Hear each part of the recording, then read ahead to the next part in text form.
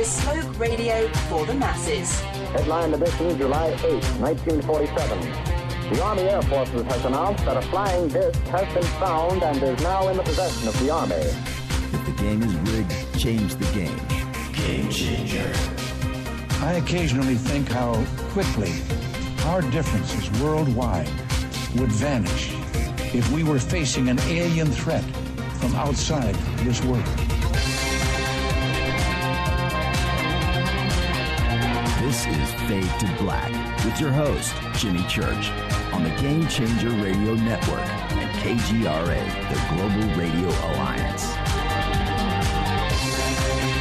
I need your help to get to the year 1985. You're listening to Fade to Black with Jimmy Church on the Game Changer Network. Welcome, Fade to Black. Bespoke radio for the masses. How you doing? Today's Wednesday, April 19th. 108 days into the new year, just 257 days left. We are live from a bunker somewhere in downtown Burbank, California. And I would like to welcome everybody listening all around the world, all across the United States. Hither and thither, to and fro, back and forth, up and down, east and west, north and south, far and near. This is Fade to Black. For KJCR, the Game Changer Network, and KGRA, the planet. I'm your host, Jimmy Church. What is cracking, everybody? Yeah, man. I've been looking forward to this show for a long time. We've never done a show on dragons. I mean, how cool is that? Right? Maureen St. Germain is here. We're going to talk about dragons, the history of dragons. Certainly the who, what, when, and where, right? And the why. And the 5DU. Tomorrow night is another Fader night with John Rappaport and his No More Fake Newsroom Live. The call-in number is 323-825-5045. And, yeah, we've got to take some phone calls tonight with Maureen, no doubt. Follow me on Twitter at JChurchRadio. Like us on Facebook. Sub over on YouTube. You can follow, like, and subscribe right now over at the website. Please do. The Sandbox is hashtag F2B on Twitter. Join the conversation. And if you have any questions or comments during the show tonight, it is hashtag F2BQ. Email is jimmy@jimmychurchradio.com. All right, let's go. Got a lot to talk about. Oh, man. Breaking news. First off, this morning, Aaron Hernandez was found dead in his jail cell. He apparently committed suicide and hung himself just 5 days after he was acquitted at a double murder trial. So more on that in just a bit. His family is calling it suspicious. It does feel kind of strange. But that happened today. And also, of course, Bill Riley is out at Fox. Now, I had said to expect a formal announcement on Friday, possibly tomorrow. And I mentioned this last week, and of course, it happened today. More on O'Reilly in just a bit. Let's get some stuff out of the way before I get to that. Do subscribe to our podcast. We have over 600 archive shows. We have custom apps for Apple and Android. We have all platforms. All you have to do is go to iTunes and search Fade to Black, or go to the Google store, search Fade to Black. Download the software. Download the apps. And then head over to Libsyn. Just click on the banners on our site. It's very simple. It's just $2 a month. There you go. Or you can become a Fadernaut at our membership section on our site. You get the Bunker Cam. You get commercial-free downloadable archives.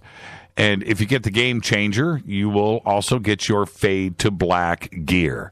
Everything has shipped, by the way. So if you have become a member, we've, through today, right? Or through yesterday. If you become a member today, you'll be shipping later. But nonetheless, everything is out. All of the hats and shirts.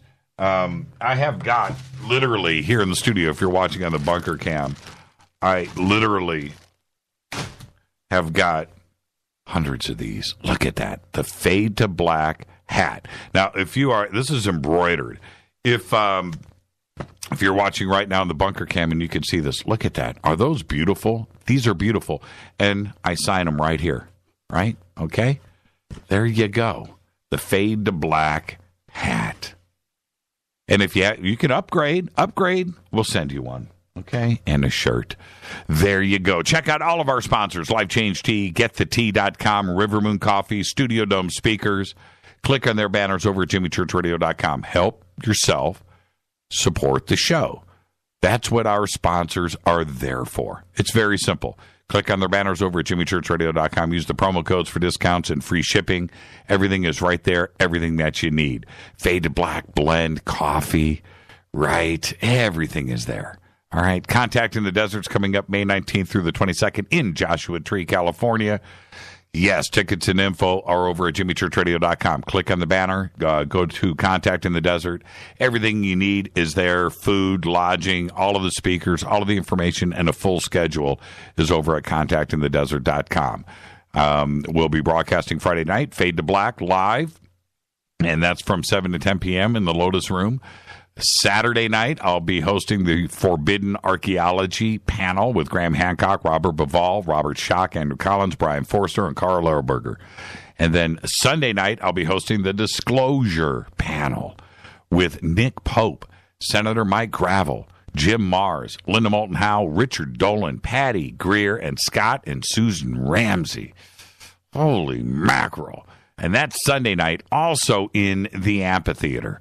Okay, so come and hang out with all of us and Contact in the Desert, the premier UFO and ET alien event of the entire year at the beautiful Joshua Tree Event Center.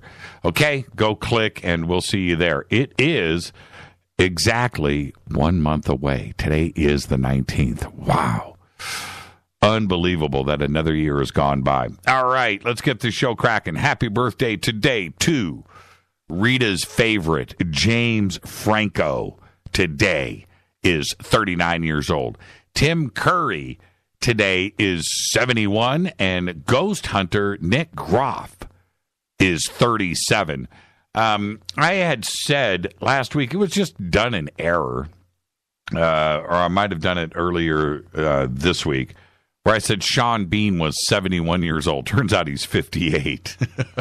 I added 13 years to Sean Bean. And I can't believe all those fans out there of Sean Bean sent me email and text and just corrected me on that. And, you know, it just happened. It just happened in the show notes. And there you go. Sean, apologize for that, brother. Somebody said, man, he looks good for 71.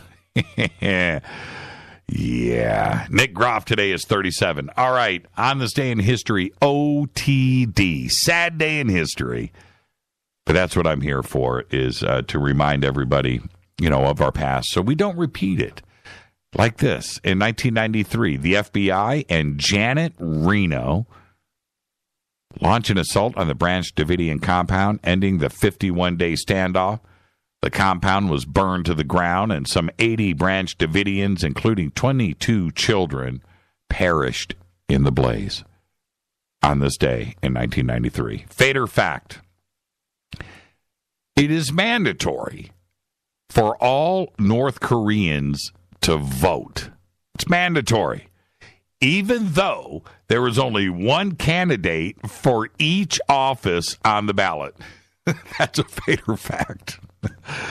Oh, man, you got to love it. Tonight, very special guest, Maureen St. Germain is here. We're going to talk dragons and the 5DU. All right. Really looking forward to this. Always a great conversation when Maureen is on the show. Tomorrow night's another Fader Night with John Rappaport and his No More Fake Newsroom live. It's another Fader Night. 323-825-5045. Well, all right. Oh, man. Have I said how much I love River Moon Coffee?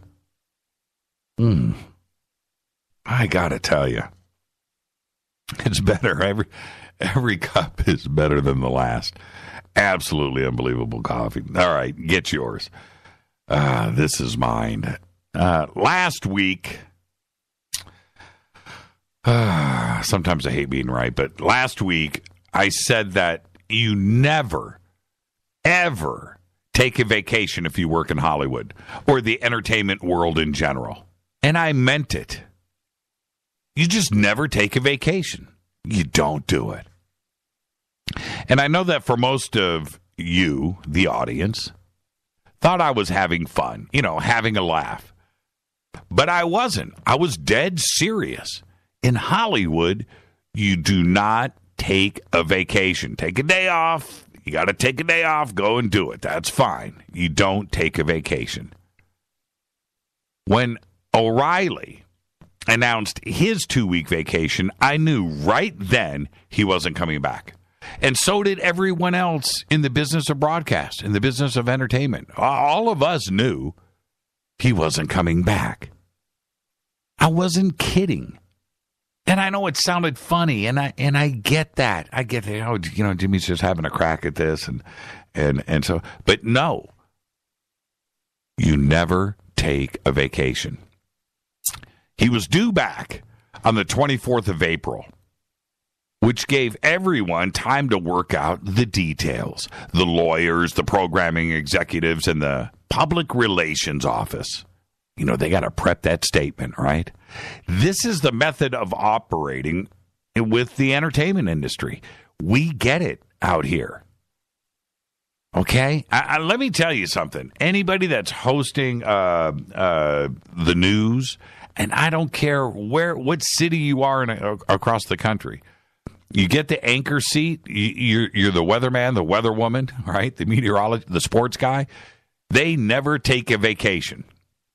They never will be gone for 2 weeks. Ain't going to happen. Because it's over. You come back and you're replaced. That's what happens. Oh, the guy that was sitting in, the girl that was sitting in that we brought in, she's really, oh, man, the response. Well, that's the excuse. But you just don't do it.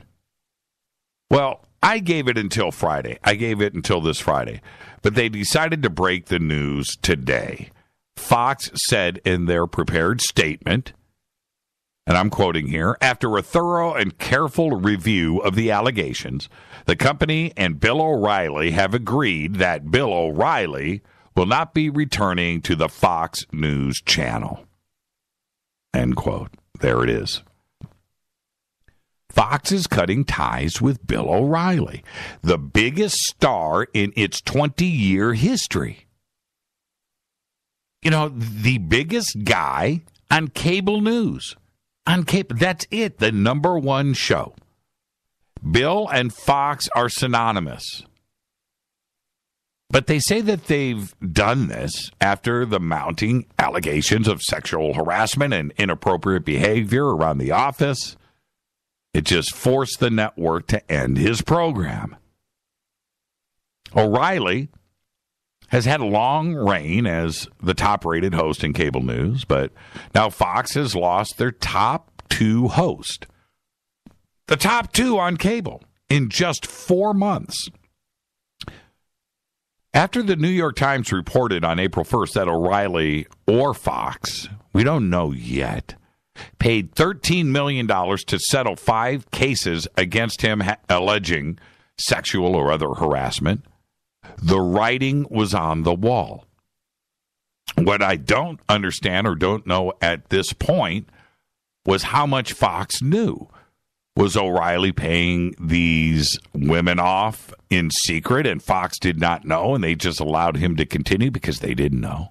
Or were they part of the payment system and just as long as it didn't, hit front page news and didn't get out there into social media that they, rode the ratings wave and enjoyed the advertiser support, right?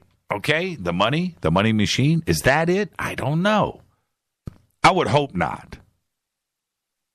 More than 60 advertisers withdrew from his primetime show. Think about that for a second or two.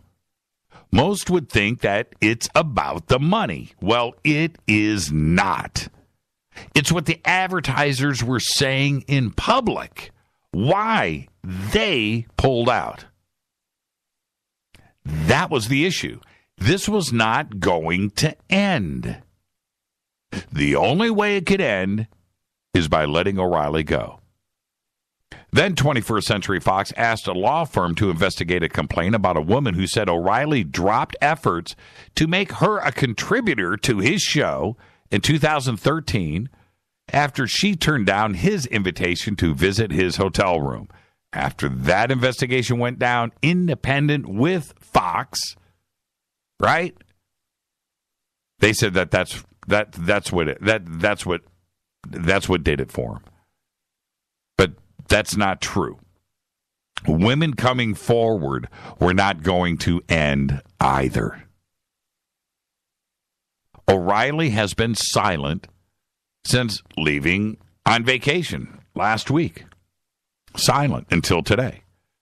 He met Pope Francis today, by the way, in a VIP line at the Vatican, which, by the way, cost about $20,000, to do that. And that obviously didn't help, considering that yesterday his lawyer issued this blistering statement accusing his liberal opponents of a smear campaign. The statement said O'Reilly had been subjected to a brutal campaign of character assassination that is unprecedented in the post-McCarthyist America, end quote. That was a mistake. That was a mistake. When O'Reilly and Fox paid $13 million to settle 5 cases alleging sexual or other harassment, that's not a smear campaign. Those are facts. And his lawyer helped seal his fate by being stupid and lawyerly.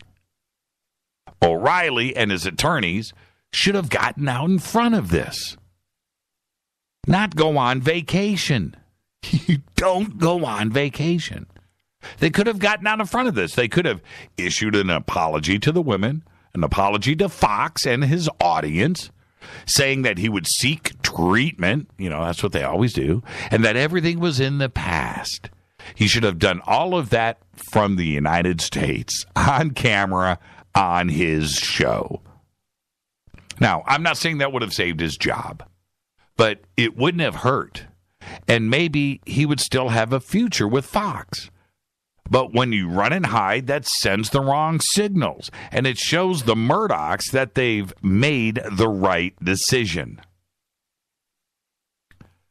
His departure on vacation also allowed Fox executives the freedom to make the adjustments in programming without interference.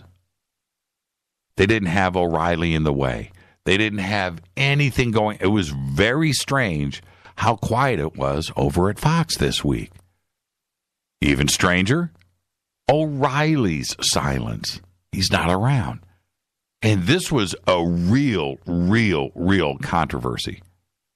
Women coming forward left and right, advertisers just leaving by the busload. This was a big deal.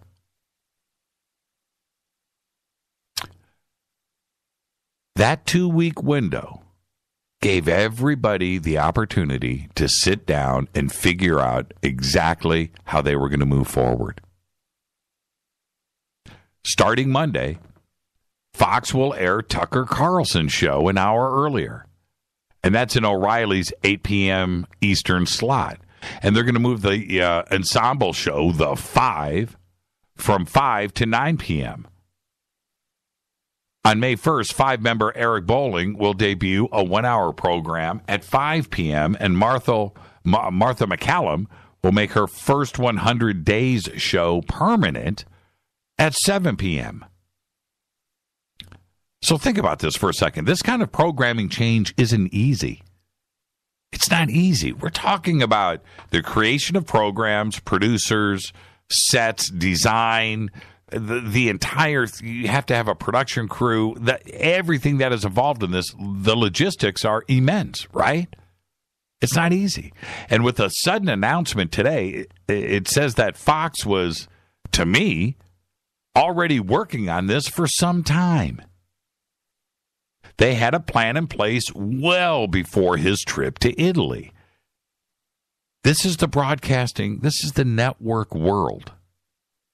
You just don't come out. I thought it was going to be Friday, and I thought they were going to bring in somebody temporary to just fill the slot and get things worked out and ironed out. But when they come out today on Wednesday, I mean, just bam, with that kind of announcement, with all of the changes already in place, what does that tell you?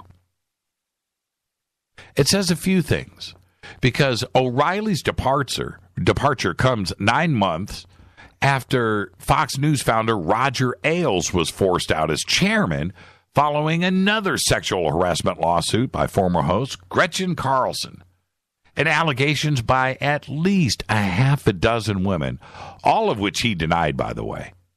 And one of them was Megyn Kelly.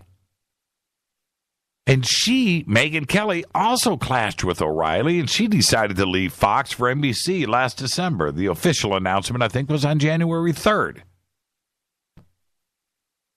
That's when the Murdochs started to look at the future. A future without O'Reilly. Think about this.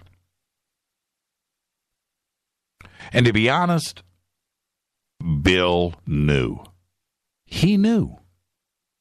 He knew about the payments. He knew about his past. He knew about the possibility of other women surfacing. He knew all of this.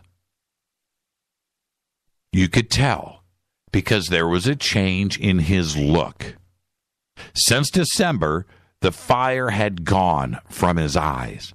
That intensity. He knew. He knew that his run at Fox was over. And he tried. He tried at times to stoke the flames, to get it back. But he just had other stuff on his mind. You could tell he couldn't concentrate. The delivery was off. The old O'Reilly was gone. It was gone. It disappeared. And I understand that. And now we completely understand why. His mind was gone. His thoughts were in other places. It happens to everybody. You really want to mess with somebody's mind, somebody that needs to concentrate, to write, to look into the camera, to deliver to millions of people night after night after night after night. They have to be on top of their game. And the second that you pollute the mind, and it's like that, it's gone. The fire is gone. And you could see that in O'Reilly. There's an old joke that runs around with people that play golf. And the joke goes like this. You want to win a bet. You want to win any round of golf. You know, you've got a guy that you've never beaten before, right? And he's always messed with you. And you just, bet him $100. Let's do $10 a hole, whatever. And at the first tee box, you walk up to him and you go, "Hey, Bob, on your backswing, do you inhale or exhale?" That's all you got to do. Because now Bob, on every backswing, is going to think about if he's inhaling or exhaling. That's it. That's it. And that's what happened to O'Reilly. Once you get into somebody's head, it's over. And for him, these problems were huge. So what did he do? He decided to take a vacation. Because that's what you do when it's over. It's the Hollywood way. It is. So what's next for Bill? That's the question. Will he start his own network? Will he do what Glenn Beck did? Will he start his own network? Well, that's a possibility. That is certainly a situation where he's got plenty of fans that no matter what his background is, no matter what, that will support him. So you have that. and you start your own network, and you can pick and choose who's going to advertise. Maybe not even advertise at all. Maybe he'll go the internet route. Maybe he'll go the podcast route. It's a possibility, you know. You can keep the fires burning that way. Will he go to another network? That's the big question on everybody's mind, and I'll answer that right now. Probably not. You're going to have the same advertising issues there. You got to be able to pay this man's contract that, you know, it's going to be large. He's going to ask for. So probably not. He won't go to another network. I don't see that happen. But, is it just time to retire? You know, go and spend that money. Go and hang out with your family. Just hang up the jacket and go. He's going to get some sort of buyout out of his contract. I don't know what that number is. Reportedly, he was getting $20 million a year. They just renegotiated. And they renegotiated right after Ailes and this Megyn Kelly and Gretchen Carlson situation went down. So maybe there was a morality clause in there. Well, there's always one, but how stringent was that? You know, there's going to be a no-compete. He's not going to be able to do anything anywhere unless he gets bought out. So there's that, right? I just don't know. But if that new morality clause is there to make it really easy for Fox to get out of this, he might not get a dime. I don't know. But you know what? It is truly the Hollywood way. Bill O'Reilly is out at Fox. And I'll say it again. Never take a vacation. This is Fade to Black. I'm your host, Jimmy Church. Follow me on Twitter at JChurchRadio. Email is jimmy@jimmychurchradio.com. Tonight, Maureen St. Germain. We're going to talk dragons in the 5DU. On the Game Changer Network and KGRA The Planet. I'll be right back in just a couple of minutes. Sit tight with Maureen St. Germain.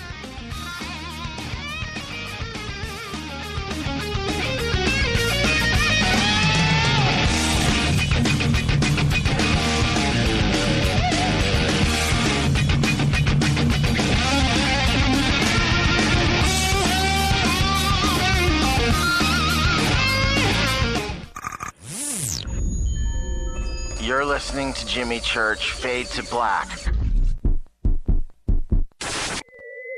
Fade to Black will now pause for alien identification. The station that talks the net. KGRA Radio. When you take the beans from Central America with dashes of Indonesian and African mixed in and then roast it to the dark side of Fade to Black, you create the ultimate brew of fringe. Introducing the Fade to Black blend from River Moon Coffee. Yes, River Moon's darkest customized roast was created for the love of Fade to Black. The alchemy of masterful roasting and smoking the beans is in every sip of this full-bodied dark Java. I need my coffee dark, deep, with distinct bittersweet chocolate highlights, just like the bunker. Leaning further into the darkness of the roast is Fade to Black blend from River Moon Coffee. Just click on the banner at jimmychurchradio.com and use the promo code F2BBLEND for 15% off of your order today. Go Beckley Teppy. Hi, folks. Let's wind the clocks back 60 years. Food was different. Food provided health and nutrition, and using supplements was minimal. Unfortunately, now we have chemicals, GMOs, herbicides, and pesticides that can be quite lethal in the name of our food supply and, of course, the ever-loving dollar. Supplementing our diets can be very important to stay healthy. Cleansing from daily intruders to the body might be critical. Live strong and take charge. Log on to getthetea.com. Our herbal tea is a great way to cleanse from intruders. Our supplements is a great way to maintain and improve your health. When your health is not up to par, go to getthetea.com. No GMOs, no fillers, and organic, and very helpful in keeping you at the top of your game. Life is too short to feel, you know what I mean. Stay in the game, at the top of your game with GetTheT.com. That's GetTheT.com. Again, GetTheT.com. 9 out of 10 geneticists agree. Fade to Black is not your father's radio show on the Game Changer Radio Network and KGRA, The Planet. Hi, this is Chase Kletsky with Fate Magazine Radio, and you're listening to Jimmy Church and Fade to Black on the Game Changer Network and the KGRA digital broadcast station where the Fadernauts rock. Hi, this is Rob Reiner from Anvil, and you're listening to JimmyChurchRadio.com. What's up? I'm Chris. What up? This is Kyle Massey, and you're listening to Jimmy Church Radio.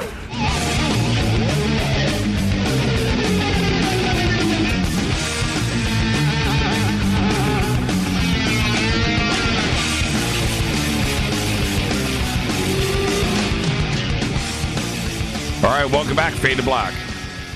Army host Jimmy Church, our guest tonight, Maureen St. Germain. We're going to talk dragons in the 5DU. Maureen is the founder of the Akashic Records International, ARI, and the Transformational Enterprises, Inc.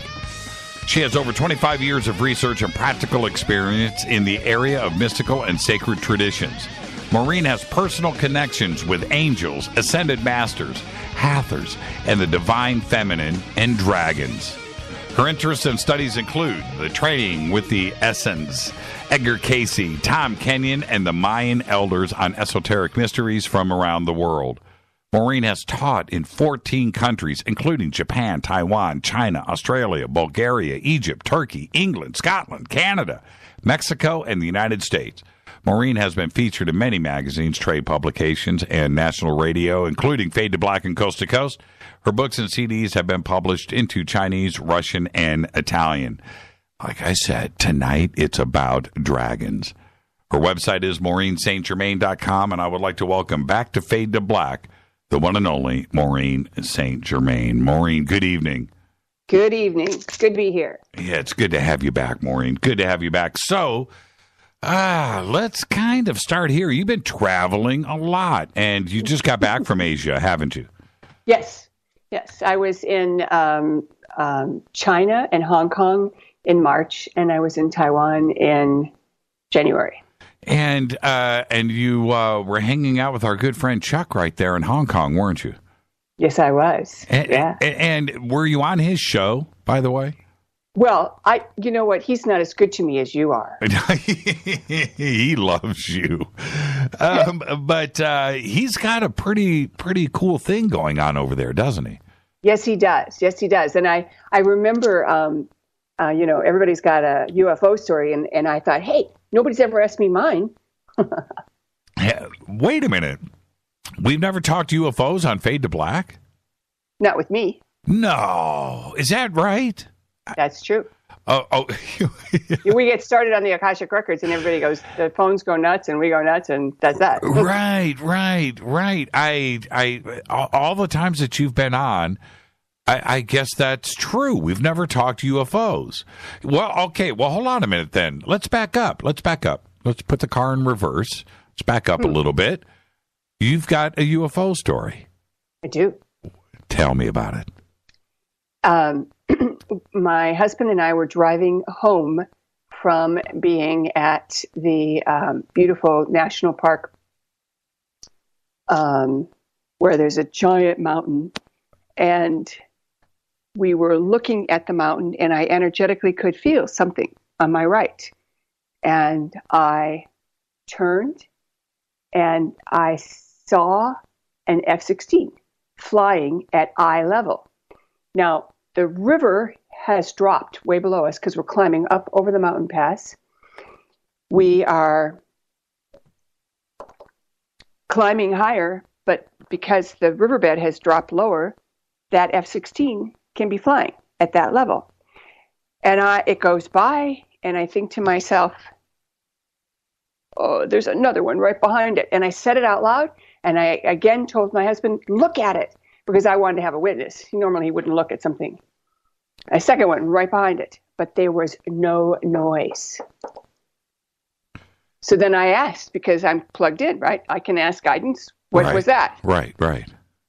And they were space beings. And I said, was that an ET? And the answer was yes. And I said, friendly or foe? Friendly. Why were they here? Well, they were checking me out. I had been in the park and off the grid for a while and was getting some energy changes, and I got checked out. And obviously this is telepathic, right? And so did you understand? They were real F-16s, but I believe they were cloaked. Right. Yeah. I mean, they looked like F-16s, except for they didn't make the noise F-16s do. And people like us who follow planes and watch stuff in the sky all the time, when you hear an F-16, you know it's there, whether or not you see it. Right. In this case, it was the other way around. I could see it. It was at eye level. Eye level. Wow. Yeah, because the riverbed had dropped below us. Right. So I'm trying to picture what's going down here. So what you're suggesting, which many have talked about before, is that they had changed their appearance and they made themselves appear as an F-16, and this happens all the time. But you happen to witness this yourself. And what did that tell you? And telepathically, they were saying they were checking you out. Were you scared? Oh, no. I thought it was cool. And I thought it was especially cool that I announced, watch, there's another one right behind it. Right. As if I knew. It was like the words came out of my mouth before I realized what I was saying. And so I was watching too. And it wasn't until hindsight that I figured out they must be cloaked devices rather than real F-16s that were silent. My initial, you tend to believe what you see. So my initial thought was, well, it's an F-16, but somehow they've managed to silence the sound. Right. And that's when it occurred to me, wait a minute. But at the same time, I asked my guides, were these guys, what were they doing here? And I was told they were checking me out. But I first asked, were they friendly or foe? Because if they were foe, I didn't want to know anymore. I kind of stay out of that neighborhood. Was there any other conversation? No. Have you ever had any other contact? No. I've seen plenty of action in the mountains in Egypt and in the mountains in Tibet and places like that, or out at sea. And of course, the special binoculars that have the night vision in it. Those are a lot of fun to see stuff. But I've seen stuff with the naked eye. But I've never had any kind of like close encounters like the guys that are at Essenes and places like that. What? Did you try to reach back out to them? I'm sure you did. Oh, you didn't? I don't know. I don't know that I did. I was just, actually I thought it was kind of trippy. I thought, wow, I'm that important that they're actually checking me out. That's what I thought. and what did your husband say? I mean, men, well, women too, but men know airplanes, right? They do. Right, absolutely. And he must have been tripping. What did he say?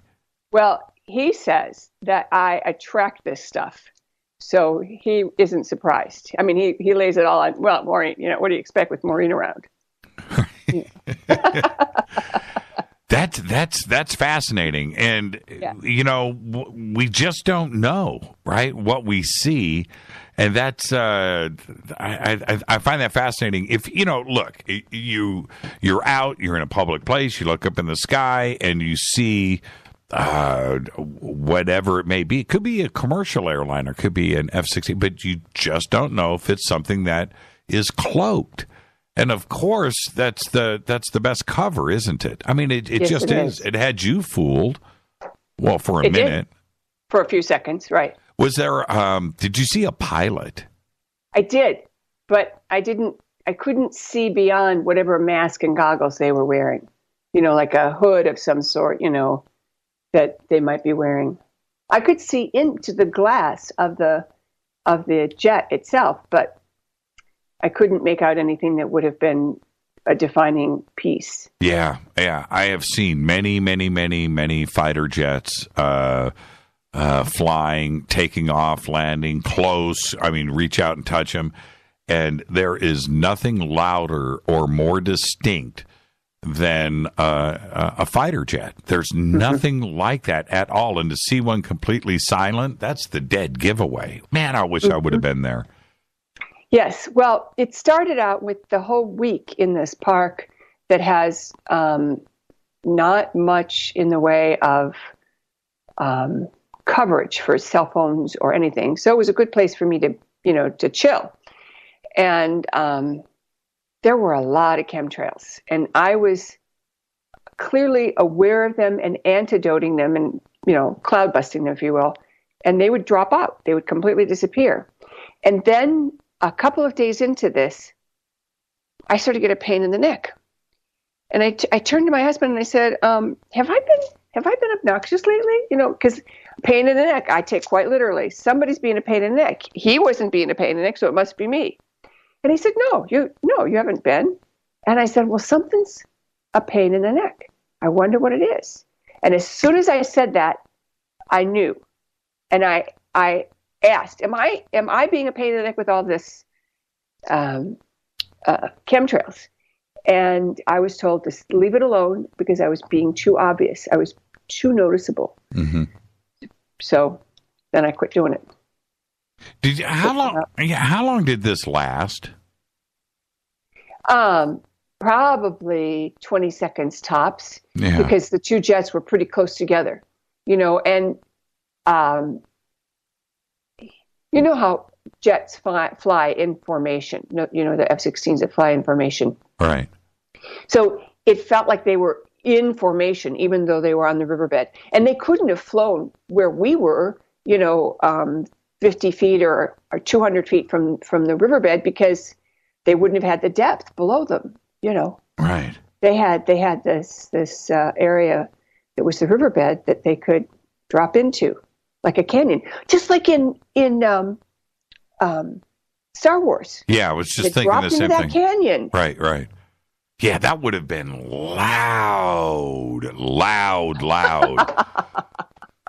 I mean, wow, that's a great experience. I just, you're not the Maureen that I would think of at that moment, though. I would have thought that you would have reached out and said, okay, dudes, what's going on here?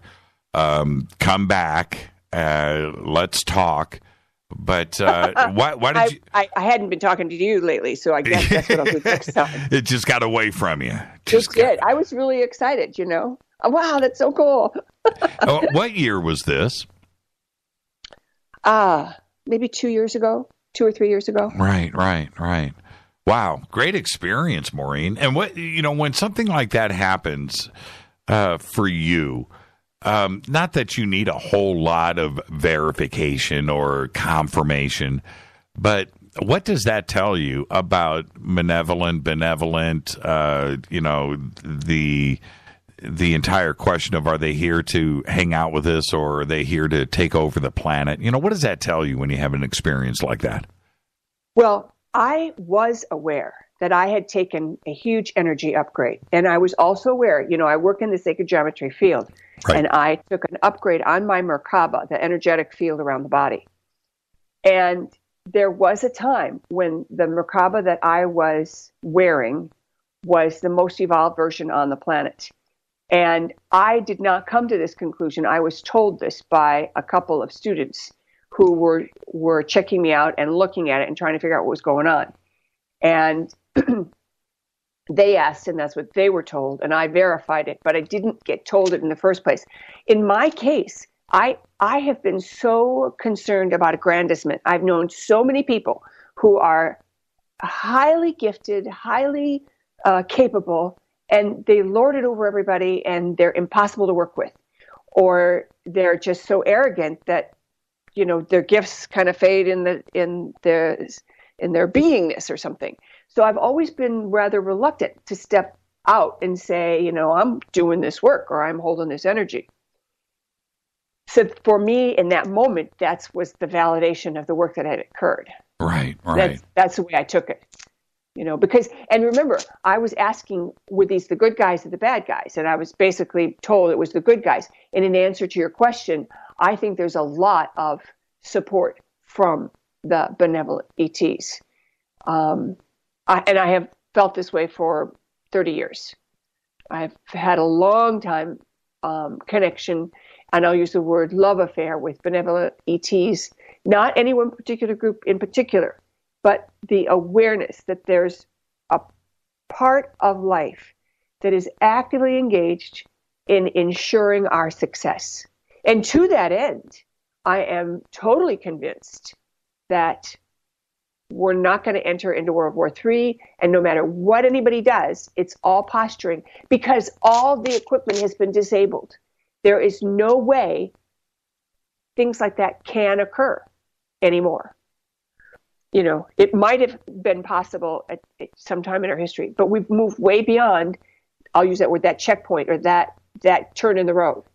So, anybody who hears stuff like that, the best thing you can do is start just by saying a prayer for whoever's involved, Right. Let there be light, let them be, in their highest place. And, that's one of the things that I feel so strongly about. Every time somebody says something negative about the leadership of the planet or of the U.S. or whatever, I turn around and I say a prayer for them, because that persistent disapproval creates gunk around the person.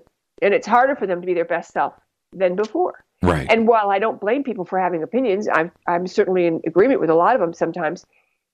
When we, get all worked up over it and then, send it out by name calling, we're actually worsening the problem, making it harder for the right thing to come through. Yeah, I see that, and that's my personal belief too, as well. It's kind of like if you think about time travel, Maureen, and the infamous grandfather paradox, right? There is something there that even if you traveled back and you met up with your grandfather, right, and you take out the gun and it's loaded and you have the opportunity to shoot your grandfather, the gun will jam. Right. Exactly. Right. Or he's got to cross the street and get to the movie theater where he meets your grandmother for the first time. Right. Their first date. And you try to push him in front of the bus, and the bus turns. Right. Something happened. You cannot. Something will interfere. Something will interfere and won't allow you to change that. And I think it's the same thing when it comes to killing ourselves or entering into World War III or ending life as we know it on this planet. Something will always interfere.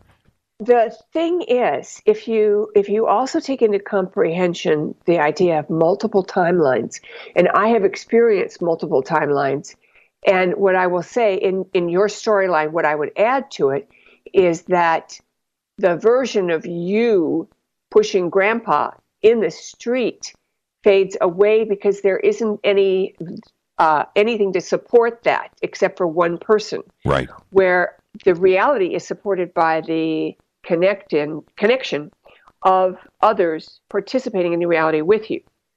And this is very observable, like when a couple gets divorced and then there's regret. The kids are involved. There's stuff that happened that you wish didn't happen. And so there's regret. So those two people are feeding an alternate version where they didn't split up. And that only is supported until their guilt abates. And then it just dissolves into nothingness. So these timelines are like little threads that go out in the distance and don't do anything. And there are other timelines and other versions of the reality that have occurred that we're now collapsing into multiple timelines, which is why some people have dreams of themselves with people they're no longer with, and those kinds of experiences, because they're actually, weaving it back in, because we're moving to another dimension, really, and we're going to clean all that stuff up. Well, and you're always you are always connected with your other self in another timeline. You may not know it, but the connection is there at an atomic level. And the cool thing is you can use this idea and this understanding to fix things, like the storyline of someone who did something they shouldn't have when they were in another life, let's say, past life, and then they rearrange things and make a better decision this time and live a long life. And then it flows through. I heard a story from a past life regressionist where she allowed somebody who had died at a young age, and he always wanted to pick a fight with people. And it turns out that in the previous lifetime, he had decided to become a gunslinger after his mother died, and his father and he were hanging out at the saloons because that's where they got their meals. Right. And, he picked a fight with the wrong guy and died at age 16. And in another version, he created for himself, he chose not to become a gunslinger and took the invitation from his aunt to go live with her and learn to play the piano and blah, blah, blah. He still ended up in saloons all the time playing the piano, but he lived a long life. And in this lifetime, the dramatic shift was that he didn't feel like he had to pick a fight with people every time they came along. Do you think that explains the Mandela effect, or at least partially? I do, but I also think something very specific happened that changed the reality, because I remember when he died. Oh, do you? The Mandela, part of the Mandela effect, I'm going to really be straight with the audience right now. We've never talked about this. I don't know anything about Mandela. I didn't know that. I didn't know that. Well, I knew who he was, but I didn't know. You didn't remember him dying in prison. I don't remember him being alive. I just don't. I don't remember any of those details. And that's what's you've even really been blank slated. Yeah. That's so. I'm being serious too, because that part of the Mandela effect, I picked my brain. I'm like, man, was there rumors about him dying? I don't remember. I remember the Chris Rock jokes about him, about being in prison and coming out and getting divorced or whatever. I remember that, but I don't remember if he was alive today or if he's still alive. I went through all of those thoughts, and it was really bizarre. I had a blank. You're right. I had a blank slate. I had a blank Mandela slate. They went overboard with you. Yeah.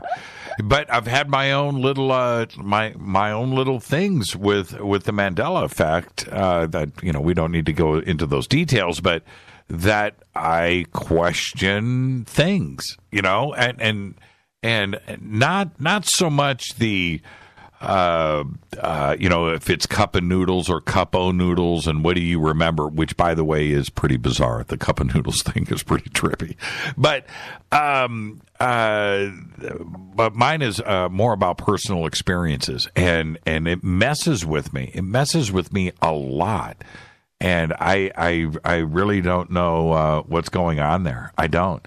So you think it's something more general that somebody that do you think it was a time traveler? Or how do you think the timelines were altered? Well, I think that him dying in prison was determined not acceptable. That's the only thing I can think of. And that literally a loop was made to redo that, just to do over. I'll tell you what, I wrote about this in Beyond the Flower of Light, an example that happened to me that blew me away. What happened? Now, for years and years and years, I taught a workshop called the Merkaba, which is a energetic field that you build around your body through a meditation. Right. Very powerful field. And we're all still, working with the Merkaba energy, but I'm not personally teaching that course anywhere. Anyway, in this particular class, normally when I'm teaching, I'm like channeling right through. And it's like I open up the channel and it's very conscious. So that's what I often mean when I say I'm plugged in, because I'm just threading the knowledge right through and it's just coming through me. And in this particular class, when it started, I was given a very clear, directive, you're doing this. And it was almost like when you're driving bumper cars, you can't go too far to the right or too far to the left. So every step of every piece of this 3-day workshop, I was being shown what I was going to be doing like a half a second before I would do it. Right. And it was very clear to me that I was being shown, and it wasn't like a flow. It was like I was following a track. It was different. And I didn't judge it because I'm plugged in, I'm following what's in front of me. But then near the end of this workshop, I said, okay, now we're going to talk about the black helicopters. And for a very long time, anybody who activated their Merkaba got visited by black helicopters unless you cloaked yourself. So the minute I said this woman, an RN in the class, she had this terrified look on her face. And I caught it and I said to her, I promise you it's going to be fine. Stay with me. There will be no questions, no interruptions, nothing. And I went through, boom, boom, boom, gave them the information how when a person activates their Merkaba, they become visible to those who are watching for illegal aliens. And we're not talking green cards here. Right. And that's a signature that is easily identifiable of beings that are from off-planet because most humans weren't wearing them at that time. So she had an experience on Thursday night before the class starts on Friday night, Saturday, and Sunday, all day Saturday. Thursday night at midnight, there is a helicopter over her apartment building in New York. This is a high-rise. And so after the class ended, I closed it all out. I gave everybody the information they needed. And I went up to her and I said, you were visited by the black helicopters? And she said, yes. Thursday night they came, and she said there was a floodlight into my bedroom. And it freaked me out. I thought, well, there's something going on. So I turned on the television. She said, Maureen, do you have any idea how many TV stations we have here in New York City? Right. And I said, yeah, about 12. And she said, exactly. And not a single one of them had anything on it about any kind of emergency, any kind of anything. So why was that helicopter flying over my apartment, shining its light into my bedroom? So I said to her, what I believe happened is that when you activated your Merkaba the first time, maybe I didn't tell the story about the black helicopters and how to cloak yourself.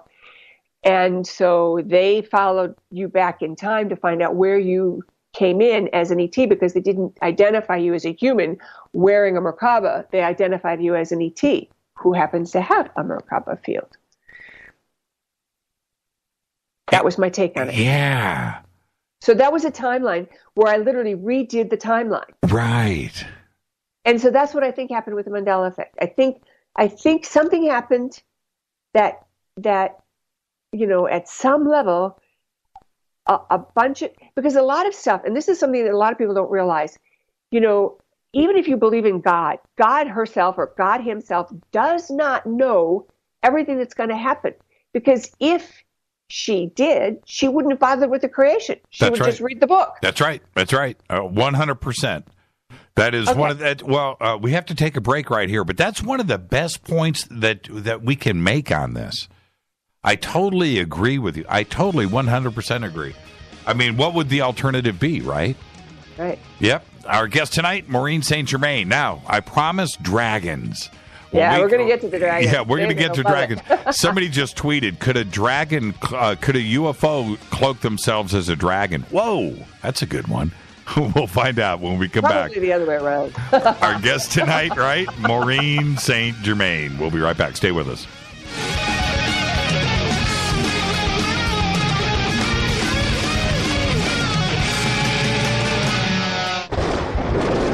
This is Fade to Black with Jimmy Church on the Game Changer Radio Network and KGRA, the Global Radio Alliance. The station that talks the net. KGRA Radio. Hello, I'm Katie, and you're listening to my main man, Jimmy Church, on jimmychurchradio.com. Hi, this is Ray Hobbs here, repping the planet, and you're listening to my good friend, Jimmy Church, Fade to Black, on the Game Changer Network and the KGRA Digital Broadcast Station. This is Toby Kebbell. You're listening to jimmychurchradio.com. Don't hurt me, Jimmy. I'm only little. Hey, I'm Adrian Grenier, and this is Ari Gold. We're the Honey Brothers. Yes. We are of the Honey Brothers. Hey, I'm Adrian Grenier. And I'm Ari Gold. We're the Honey Brothers. And you're listening to Jimmy Church. The Revolution. What's up, Fadernauts?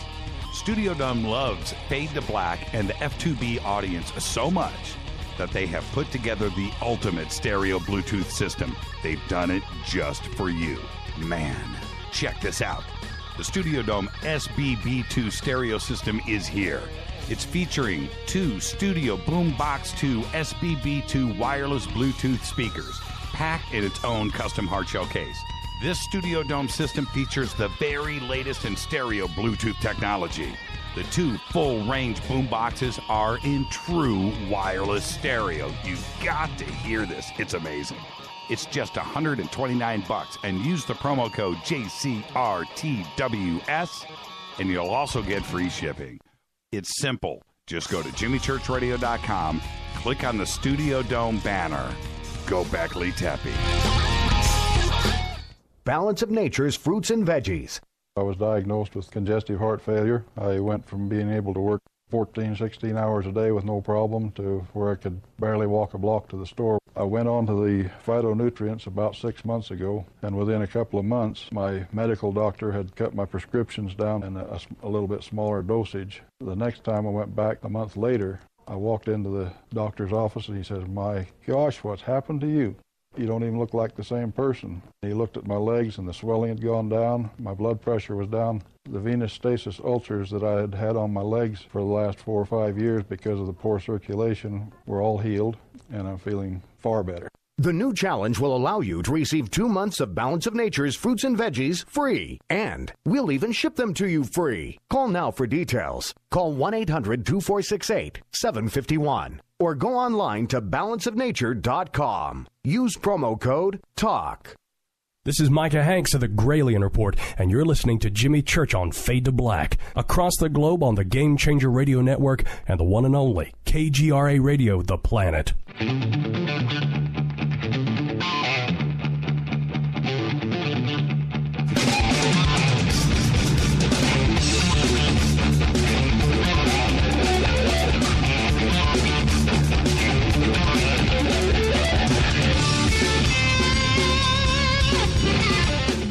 Welcome back, Fade to Black. I'm your host, Jimmy Church. Follow me on Twitter at JChurchRadio.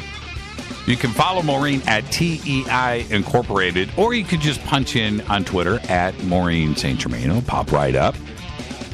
Tonight, we're going to talk about dragons. So let's kick this off. Maureen, the history of dragons. Now, I'm going to hand this off to you, but certainly all of the cultures, all of the civilizations on this planet has dragons represented at some point in their timeline. So where did the history of dragons start? Well, that's a really good question. The history goes back on both sides, east and west, let's say. And what's really interesting is if you go to a museum, you're going to see all kinds of iconography with dragons. You know, in New York City, there's this beautiful tapestry, a fresco, that was from a Benedictine monastery of a giant dragon. And the dragons were held in high regard. And I believe they came from Lemuria. And it was because the Lemurians loved the earth so much. So it probably predates what we know as history, because I think dragons have been around a long time. But then there was a big purge in the West because there were church leaders that were threatened by dragons. And why would they be threatened? Dragons stand for purity and honesty. They give you clarity. So when you call in a dragon, it's going to be easier to see the truth of something or the accuracy of something than if the dragons aren't around. So, you know, that right away tells you, well, who wanted them to get out of town? The beings that were doing a lot of lying or changing things. But what happened to me is in 2010, I was at a huge sculpture park in a little bit north of the city in New York called Storm King. And these gorgeous, giant sculptures. And it's like this huge, you know, grassy field. And then you see this giant, you know, calder or something. And I I was called to look at the sky, and I could see dragons in the sky. Now, I'm not somebody who looks at the clouds and goes, "Oh, isn't that a pretty whatever?" I've never done that, but the dragons were there. Now, one of the things that I know for a fact is that the sylphs, the energy behind the clouds, the air energy, will show you what's going on. So if you see something in the sky that resembles something that's familiar, it's generally telling you what's going on. And they kind of mimic the energy of what's there. So I'm seeing all these dragons, and I have to take pictures of them, and I start asking them what's going on. What are they here for? And I was shown that they were back in the West for the purpose of helping humanity transform their belief systems, transform their understanding of the reality, and to help Westerners get the program, so to speak. Now, in the East, they've never been out of favor. They've always been revered. And a baby born in the year of a dragon, for example, is considered most favored. And let's back up for a second. At this fair, north of the city, north of New York. When you say that you looked up, how many did you see? How high? Were they big? Were they? Yeah. What were you able to make out? This is fascinating. Yes, and keep in mind, as a direct channel to the energy that's around me, sometimes I get things that even I'm not expecting, and that certainly would fit into that category. Right. And I was on an event. I was just on a little fun trip with a friend. And the clouds, how should I put it? The sky was completely blue without any clouds, except for these shapes of dragons. So it wasn't like there was a cloud formation and you suddenly see it turn into a dragon. Right. It was like the dragons were present, and they were large, huge, like the big sculptures. And it was almost like, hey, look at us, we're here too. That's what it felt like. And because there was nothing else in the sky was completely blue as it could be. And then, a big white cloud that's in the shape of a dragon. And they were big, big clouds, not something little at all. I mean, it was unmistakable. Even the person that was with me was very clearly seeing what I was seeing. So there were witnesses.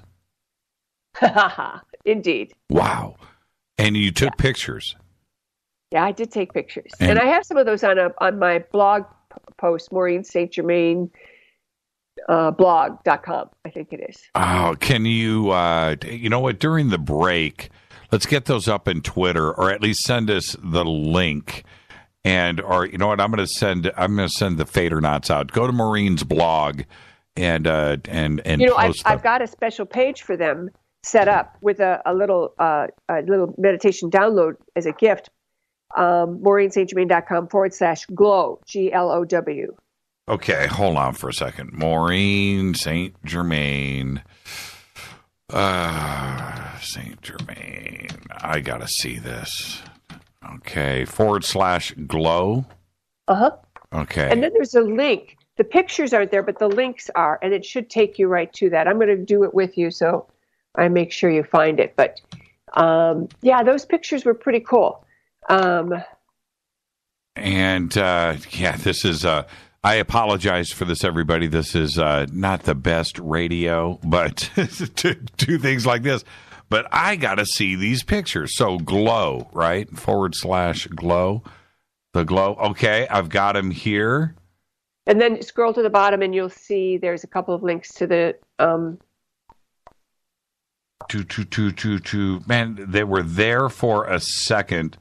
Okay, all right. I'm going to go back and do this during the break, or somebody post it up in Twitter, and I'll click on the link there. That'll be easiest for me.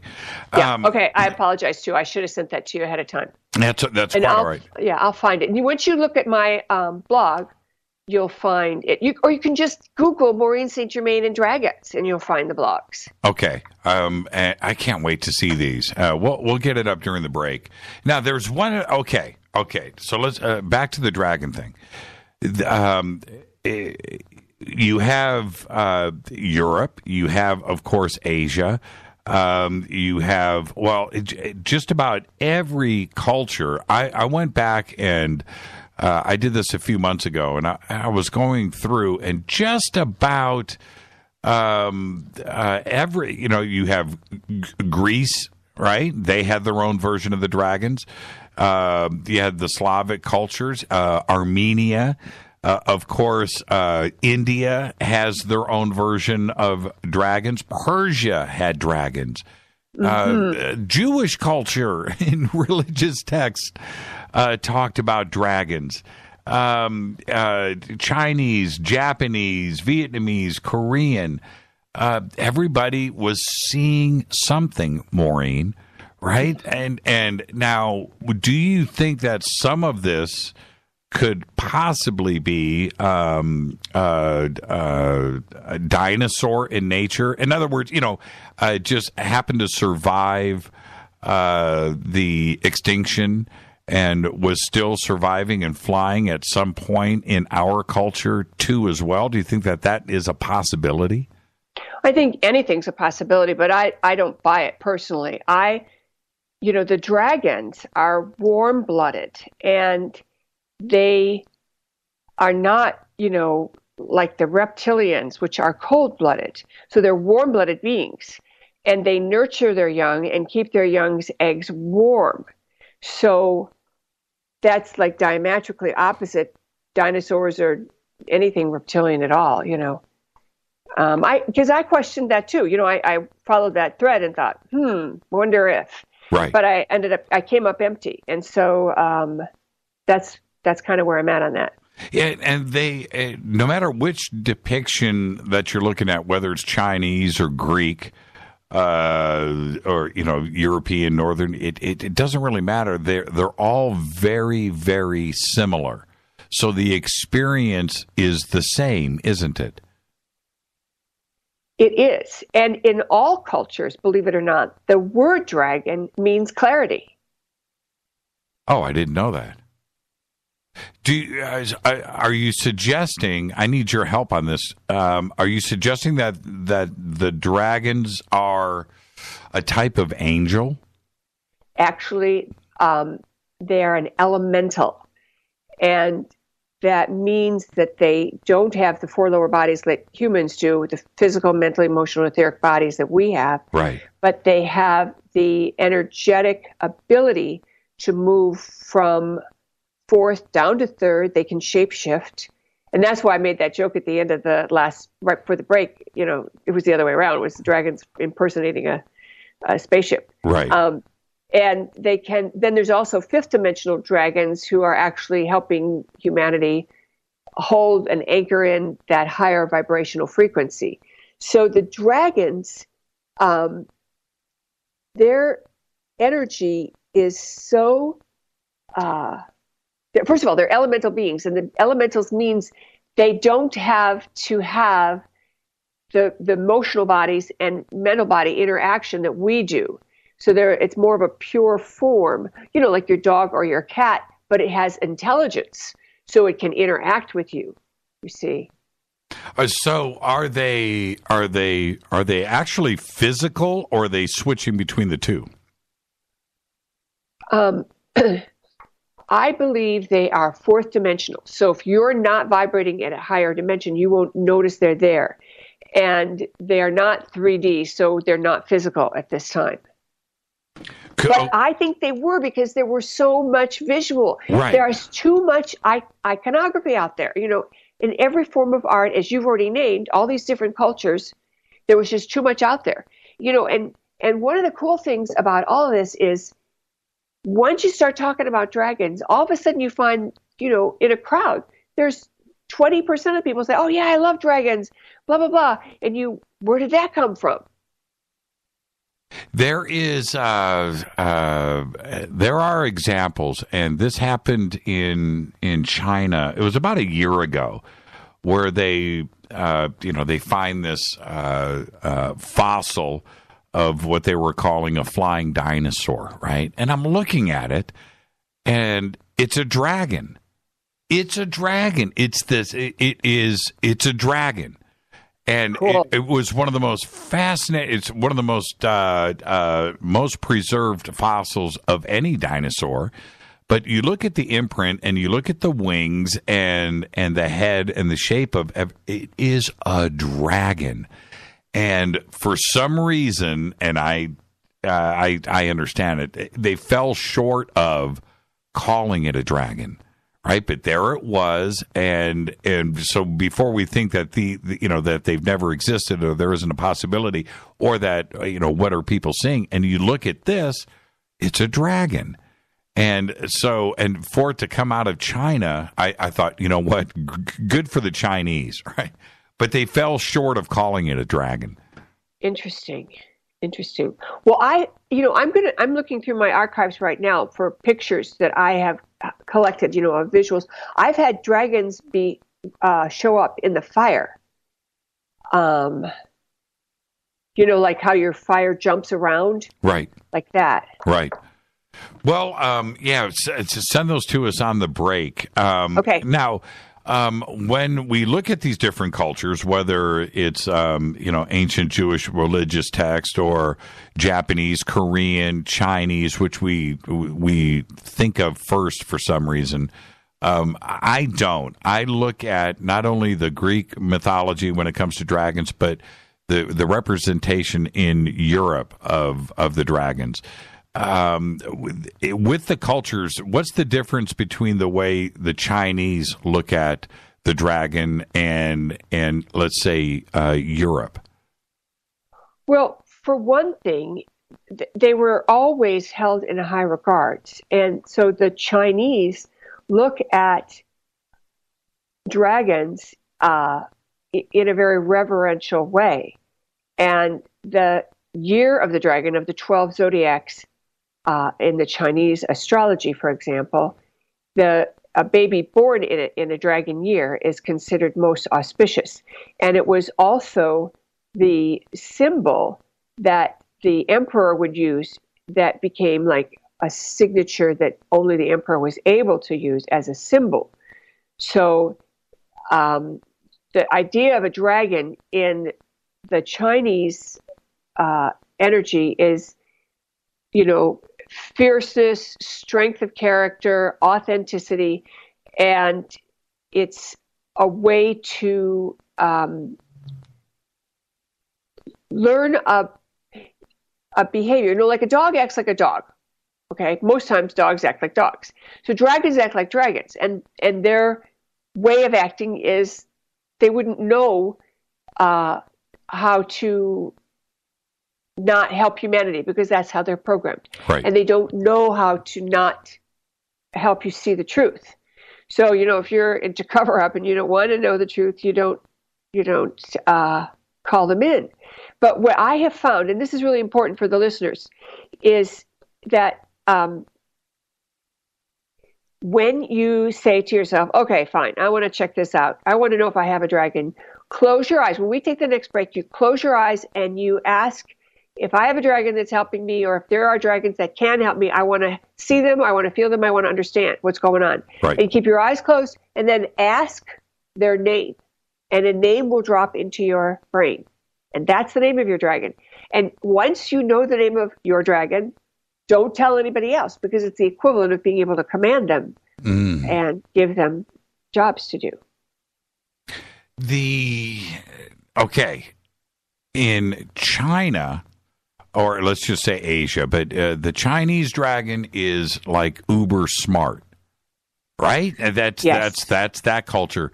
In Europe and in Greek culture and European culture, it's more of like a reptile. They're looking at it more as like an animal and not to be revered.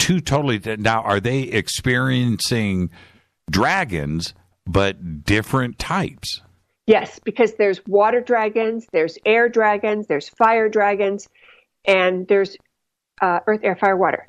All elements of the elemental kingdom, you see. Right. So a water dragon looks more like a serpent, and a fire dragon can show up in your bonfire. And that's what I was looking for, is my bonfire picture of a dragon, because it was so cool. And 2012 was the year of the dragon, and that's when everything changed. January 23rd, 2012 was the beginning year of the water dragon. And it also was the same year as the end of the Mayan calendar. And it seems like that was an auspicious opening for the dragons to show up. And what about the fire breathing part? Let's talk about that for a second. Were the Chinese dragons, did they breathe fire? I think so. I think there's pictures of them doing that, yes. Right. My memory says yes. Certainly the European version, the Balkan version, was a fire-breathing, flying dragon that breathed fire and was kind of angry. Well, I don't know that anger is the right word. I think fierceness is the right word. Because you can be fierce without being angry. You can, it's just like when you command a dog. If you tell a dog to sit and it doesn't sit, and you tell a dog sit, right. It doesn't sit, you say, I said sit. And you change your tone, you change your energy. You're being fierce.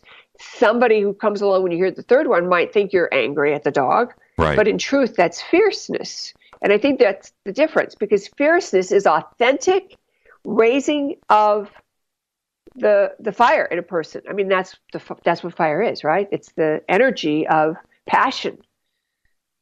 Could they then be trained? Could they be trained? And specifically talking about the European dragons, could they, used as, like a guard dog? Could you have a guard dragon? Yeah, you could. But, that would be like hiring a PhD to help you spell check your report. Okay.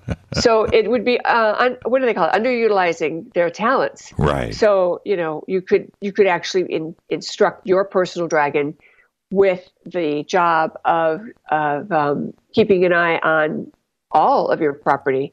And then you'd be alerted when things weren't right. You'd get woken up if there was a problem or something. You would have awareness that would show up. Right. So the Chinese dragon would be the opposite of that, wouldn't it? I mean, they're intelligent, uber smart, and you consult that dragon.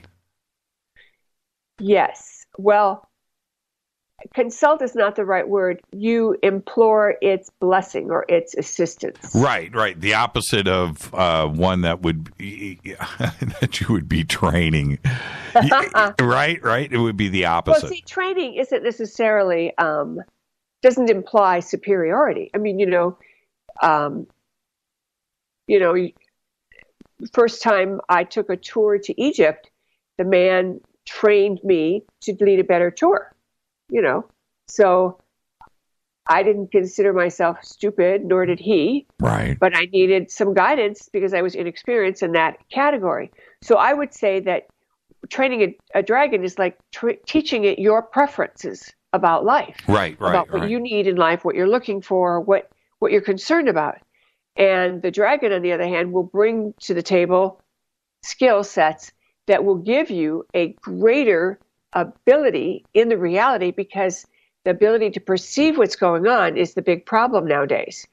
When you hear the news, is it the real news or is it fake news? When you hear a story from someone, are they telling you the truth or are they giving you the runaround? And another thing that I emphasize, because it's my line of work, when you're working with a spiritual teacher, are they telling you the truth or are they giving you the runaround? Right. And I believe that there are many people out there, for example, in my line of work, spiritual teachers, who might have 80% of it in alignment with the divine, and maybe 20% of it isn't. Maybe that's their ego. Maybe they've been infiltrated by dark energies. Who knows?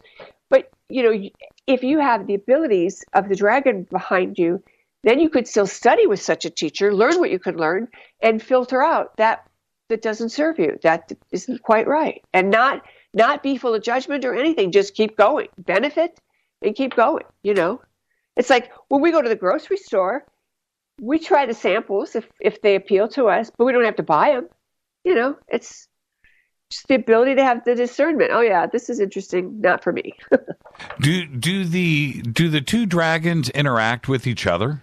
Those two, because they're distinctly different, and there's, you just mentioned the different species of dragons too as well. Are they aware of each other?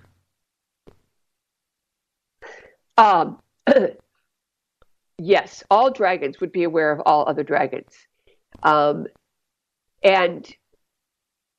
what I believe has happened is, they were chased out of the reality by one of those saints, St. Patrick, for example, as a way to remove humans' dependency upon them for the kinds of things we've already been talking about. Right.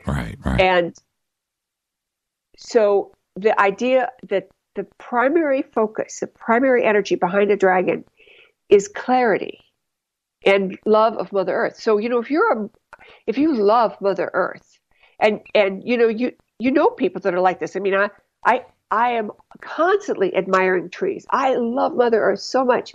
It's strange to me, even when I let other people see that about me, because I don't think that they have that experience that I do. But I have such a strong connection to Mother Earth and how powerful that energy is.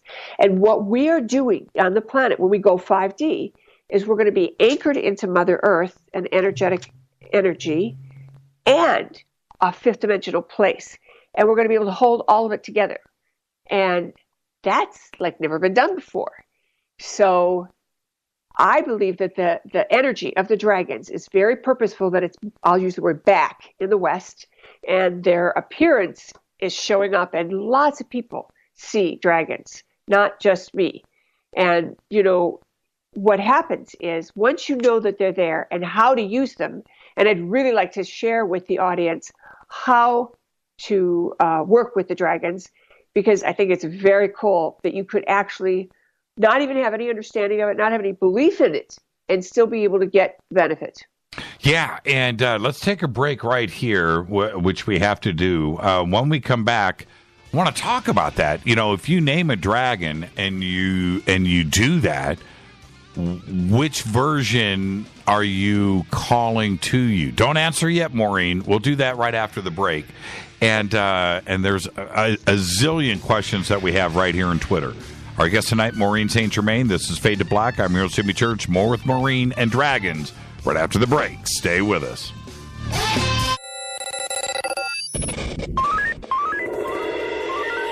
Way out here, we listen to Jimmy Church. You're listening to Fade to Black. Always on the edge of the hottest alternative talk. Jimmy Church with Fade to Black. KGRARadio.com. ¿Qué tal, mis amigos? Yo soy Mario Carson, el tiburón, y los invito para que escuchen a mi buen amigo Jimmy Church Radio. ¡Claro que sí! Hey there, quick question for you. Would you be okay with more energy, more endurance, thicker, healthier hair, a better mood, reduced appearance of wrinkles, improved sleep, improved blood pressure and cholesterol profiles, improved vision, improved memory? Okay then. Well, now, have you heard of Nature's Youth RSF? It's from the anti-aging experts at nature'syouth.com. Nature'syouth.com. See, at Nature's Youth, they understand exactly what it means to provide top-quality health products. And Nature's Youth customers not only improve their health, they know they're also providing their body with the right nourishment to maintain that peak performance and fight the aging process. If health, wellness, and nutrition are what you desire, choose Nature's Youth RSF. I did. You see, you're going to get older. It's just up to you how you feel when you get there. Get started today. Nature's Youth RSF. Simple to use, simple to order. Go to nature'syouth.com. That's nature'syouth.com. nature'syouth.com. I was introduced to this remarkable product, Balance of Nature Fruits and Veggies, and to say it's amazing is an understatement. Balance of Nature provides the nutrients of 9 to 11 servings of 31 different whole ripened fruits and veggies per day, and the cost to the consumer for 9 to 11 servings is about 22 cents per serving, as opposed to over $1 in the store. Balance of Nature Fruits and Veggies helps boost the immune system by over 720%, and they also provide a health coach for you at no charge. to guide you with any questions you may have. And you can also visit their website for testimonials on balanceofnature.com. So take steps to give yourself better overall health and call them now, toll free, at 800-246-8751. That's 800-246-8751, or go to balanceofnature.com right now. Make sure to let them know you heard it here by using promo code TALK for a special discount. That's balanceofnature.com and use promo code TALK. You are listening to Fade to Black with Jimmy Church on the Game Changer Network. Oi, oi, I'm Reese Evans. You're listening to Jimmy Church. This is Revolution. The revolution will not be televised.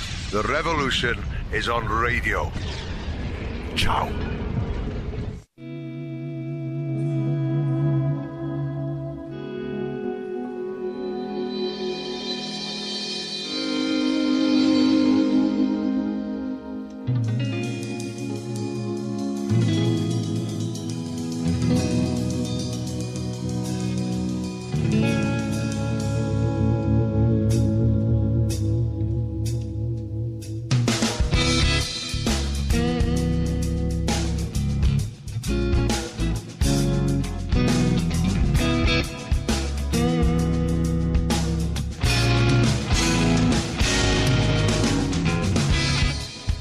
All right, welcome back. Fade to Black. Our guest tonight, Maureen St. Germain. We're talking dragons tonight.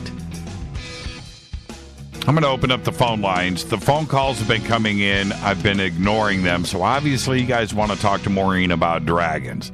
So I'll open up the phone lines now. 323-825-5045. I was going to do that at the top of the hour, but just out of respect, I've been watching them. So the phone lines are now open. Okay. Now, Maureen, what about the term slaying the dragon?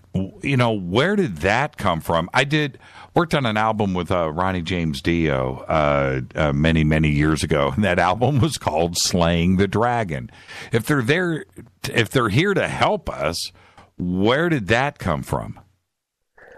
I dare say it was something that was used in Christian metaphor to address the fact that people can get angry or out of harmony with their ideal state, and so they have to slay the dragon. They slay the beast within them, and they refer to it as a dragon. Right. Okay. Yeah, that makes sense.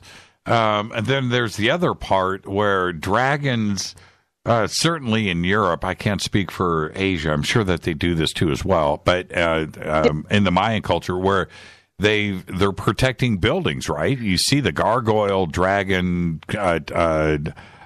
iconography that is right there protecting buildings. So you have that part of it.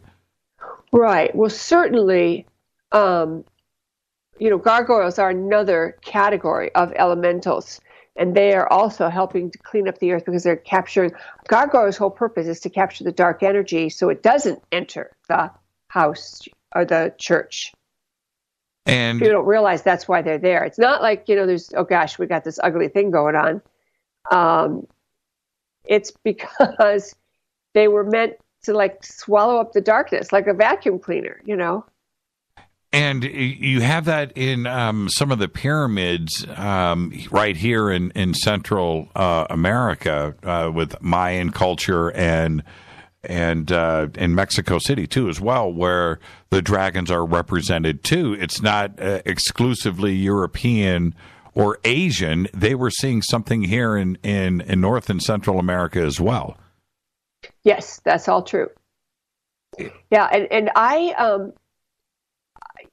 when we talk about energy like of gargoyles, those kinds of things, they were there to scarf up like Pac-Man, the dark stuff, the stuff that doesn't help mankind, and they were meant to scare demons because they had to be demons. A bully only understands another bully, so that energy would be very appropriate as a way to explain what's going on. But the dragons that are here now are benevolent, and they're helping, and they're part of our evolution. And the more we get connected to our own divine self and to our own wisdom channel, the more we can appreciate what's available to us. Oh, I've got the dragon sky picture right here. Oh, good. Yeah, that's pretty interesting. Yeah, and I've got a bunch of others sitting here that I'm looking a way to get it to you. See if I can. Yeah, do that. yeah. Well, you can drop them into Skype, but you can also post them directly on into Twitter, and we can see them. We can see them there. Okay. Yeah, and Nicole's just posted some too. These are that's pretty interesting. Now, I've got a bunch of questions. Okay, 323-825-5045 phone lines are open. Got that out of the way. Somebody just posted this question, and it's very interesting, and it's from Marion. And Marion says, Jimmy, my daughter was born in 2012, the year of the black dragon. Please ask Maureen if there's a difference with regular and black. Yes, and it wasn't the year of the black dragon. It was the year of the water dragon, I believe. And water dragons are called black as a way to reference them. But black is like a descriptive of what they look like, because they look more like serpents and they're dark. And I have a picture of a water dragon in my stuff, so I'll dig that out at the next break and send that for everyone to see. It's very fierce looking. It's very cool, because I took it in Kyoto in Japan at a very sacred shrine. Is Maureen? This is from Christopher. Christopher says, "Is Maureen familiar with the Celtic charm of making, also known as the dragon call?" I am aware of those things, but I don't use that level of interaction with the elementals. I'm operating at a different level. Those are powerful tools. So the answer is yes and no. I'm aware of it, but I don't use it. Let's see. Does Maureen? I don't understand this question. Does Maureen act ether as an element as well? And I don't understand act. Oh, that term ether. It is considered the fifth element, and it is a valid energy, and I do subscribe to that belief system. But that doesn't follow the descriptive, like say, of the four lower bodies. When we refer to earth elementals, we are referring to beings that came through the presence of the earth energy, like Mother Earth gave birth to these beings. For example, every one of us has a body elemental that was created by Mother Earth, but it looks like us. And the reason that it looks like us is so that energetic, that being, will stay with you and not go running back to Mother. So it thinks you're the mom, or you're the dad in your case. But that body elemental is the equivalent of, I give it a great storyline, and this audience would appreciate it. If you are a being in a spaceship and your body is that spaceship, then your body elemental is Scotty and you are Kirk. Oh, yeah. The body elemental is the engineer of your systems. It keeps everything running smoothly. Was it St. George that you were referring to about slaying the dragon? Oh, yes. Yes, that's true.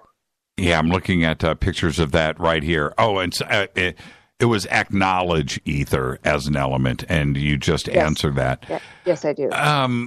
Now, I want to go back to the Chinese version of the dragons.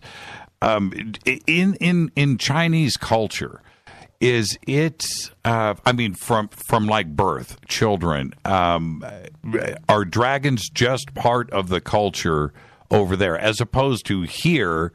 We're going to make it a legend, or it's just going to be myth or folklore. But do the Chinese approach the dragon differently in culture than we do here?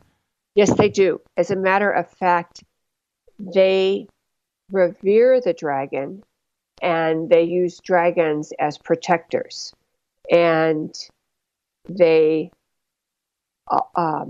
place a respect for dragons. So dragons are in the temples, and they are in people's homes, and they are held in high regard. I'm looking for a reference that I have here. The dragons were held in such high regard that certain kinds of dragons were allowed to be representing the royalty. So why would the royalty choose to only have the dragon and not let the commoners use it? And again, it would because it would be highly esteemed rather than the other way around. So, for example, during the year of the dragon, you could buy dragon charms and dragon stuff everywhere, all over Asia, and also all over the U.S., because of plenty of Asian people who have settled here in the U.S.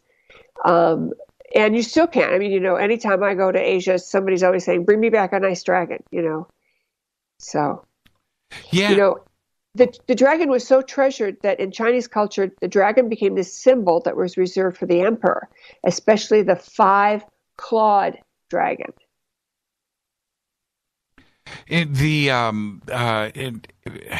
I guess what I'm to take that idea, that thought a step further, over in China or Japan, and I am in a conversation with somebody, and I start talking about dragons, they're going to listen to me with a different mindset than if I'm over here in the United States and I'm sitting down and start because talking about it. They're not going to challenge you. They're not going to think you're talking out of your hat or you're saying something that shouldn't be said. Absolutely. Yeah. And what about Europe? If I start talking about dragons in Europe, am I suddenly talking about magic and Merlin? Or is there a different mindset there, too, as well, where dragons are accepted in the culture? I don't know the answer. I can tell you the feeling I get when I'm there is that dragons are still part of the ancient lore, because the tradition of rigidness in all of the churches didn't really start in Europe. It started here. So, there was a tolerance for a lot of things. They merged the cultures. Before Christianity, pagans worshipped the Black Madonna. And so they transferred that belief and that understanding of the Black Madonna to the Madonna that was revered in the Christian world. So they, merged these ideas. And why did Christianity decide to have a direct reference to Satan and evil with dragons? I mean, certainly that the images are similar, and they made it go negative. They made the dragon go dark. Why did they do that? To me, the obvious answer is because the dragon was a threat. The dragon represented truth, authenticity, and purity, and the church was trying to control people and not let people know the truth, because then you wouldn't need the priest if you could find the truth on your own. So you needed to have the priest, and that's how the priest controlled you. So it was like an orchestrated belief system that was imposed upon people in a way to control them. And maybe it was benevolent. Maybe they thought they knew better. There's such an idea as the benevolent king. I'm not trying to say that their intentions were evil. We can look back and say, well, they were so crazed with their strictness, they limited our abilities. But maybe they thought they were helping. Who knows? A lot of people who have superior intelligence think they're helping people when they push their ideas on them. And that may or may not be true, So what I believe is that there was a certain move to demonize these very high beings, and that's why they withdrew from the Western culture and the Western world, because they were not held in high regard. And if you're not going to hold them in high regard, they're not going to hang around. And certainly we have, the Garden of Eden and the serpent, right? The snake. Right. And that's a direct reference to the same type of entity. And didn't that serpent have all the knowledge, right? Oh yeah. We don't even want to go there. But the images when people think about dragons or think about snakes, serpents, they kind of meld together. There's a nexus where it overlaps. Right. Now, I wanted to ask you. When it comes to naming your dragon, or naming your dragon, when the name comes to you, what type of name should we expect? Is there something we should ignore? I mean, what if we got the name John as your dragon? Is that okay, or are we looking for something else? No, it could be something as simple as dragon, simple as a dragon name like John or anything like that. Okay, and you were going to help us with that before the break. Oh yeah. Okay, so let's go. So first, I want to explain how this is done, and I want everyone to understand that I'm going to explain this with a story because it's easier. A chiropractor friend of mine was lamenting endlessly about his problems that he was having, and I needed to take a break. And so I said to him, look, I'm going to walk away for a few minutes. Here's what I want you to do. And everyone can do this. Close your eyes and announce, okay, I'm ready to find my dragon. I'm ready to work with my dragon. I'm ready to be helped by my dragon. I'm going to help the dragons do whatever they do. And I need to know your name, and I'd like to see what you look like. Now, when I came back, the chiropractor, a man, a 6'4", big guy, was in tears. And he thanked me profusely and said, this beautiful white dragon with iridescent pink edges showed up. And she gave me her name. And I said, don't tell me. I don't want to know. And that's classic. So a lot of the listeners are going to be able to do that. I'm looking here. It's really funny. People are getting names, and I just got a couple of emails too. And look, somebody just said I got a name, but we're not supposed to tell. No, keep the name to yourself. And explain that again, Maureen. Why you don't want to do that? Don't post it in Twitter. Don't send it to me in an email. I don't want to know either. But why do you keep the name to yourself? So that it's a form of respect, and it creates the space that you have a relationship with the dragon. It's just like, if you or Rita see a text coming in from me, you have a relationship with me, you're going to look at it. If a text coming in from somebody you don't know that got your name or your phone number, you might glance at it, but you're not going to give it attention. So it's a way to establish a rapport, saying, okay, now that I know your name, I know who to call and how you can help me. So that's the first thing. So it establishes that you're willing to step up and befriend the dragon, and the dragon sharing the name is dragon's commitment to you, to help you, to be in a form of service, not servitude, but service, which means mutual benefit. And where that takes us is the dragon's delight in sharing their wisdom and helping you understand something or help you see something. So, when you're looking at your bookcase thinking, I know there's a book in here that's got the answer of what I'm looking for, show me what it is, and then suddenly your dragon pushes that book to the edge and you can see it falling, and you pick it up and it turns to the right page. In the case of traffic, and I'm giving you some really practical things, but I really want you to understand that it's wonderful when you ask the dragons to do more than just these kinds of tasks. But what happens is these kinds of tasks that I'm going to tell you actually help you get clarity that, oh yeah, this is real. I'm not making this up. Right. And an example was when my husband and I were driving in Seattle on a road that had maybe 20 traffic lights all in a row, straight line. right next to us was the freeway with traffic going in both directions, and everything was just total gridlock. And my husband turned to me and says, "You better call in the dragons. We've got some serious issues here." And so I said, "Oh, what a great idea," and I very happily did my little thing and said, "I'm asking my dragons, my husband's dragons, to step in and open everything up. Let everyone get where they need to go with grace and ease, and let the traffic start moving. And we'd like a boost ourselves." Because I never ask for help without asking for help from my neighbor, whatever that might mean. Right. Because I think that the dragons like that, because they don't want to just help one little person. They want to help lots of people. So immediately the traffic started moving, and this row of traffic lights opened up. And my husband, who has driven that road many times, said, in all my years, I have never seen every light turn green and stay green until we were underneath it. Can really use that. I'm going to use that next time in Los Angeles on the 405.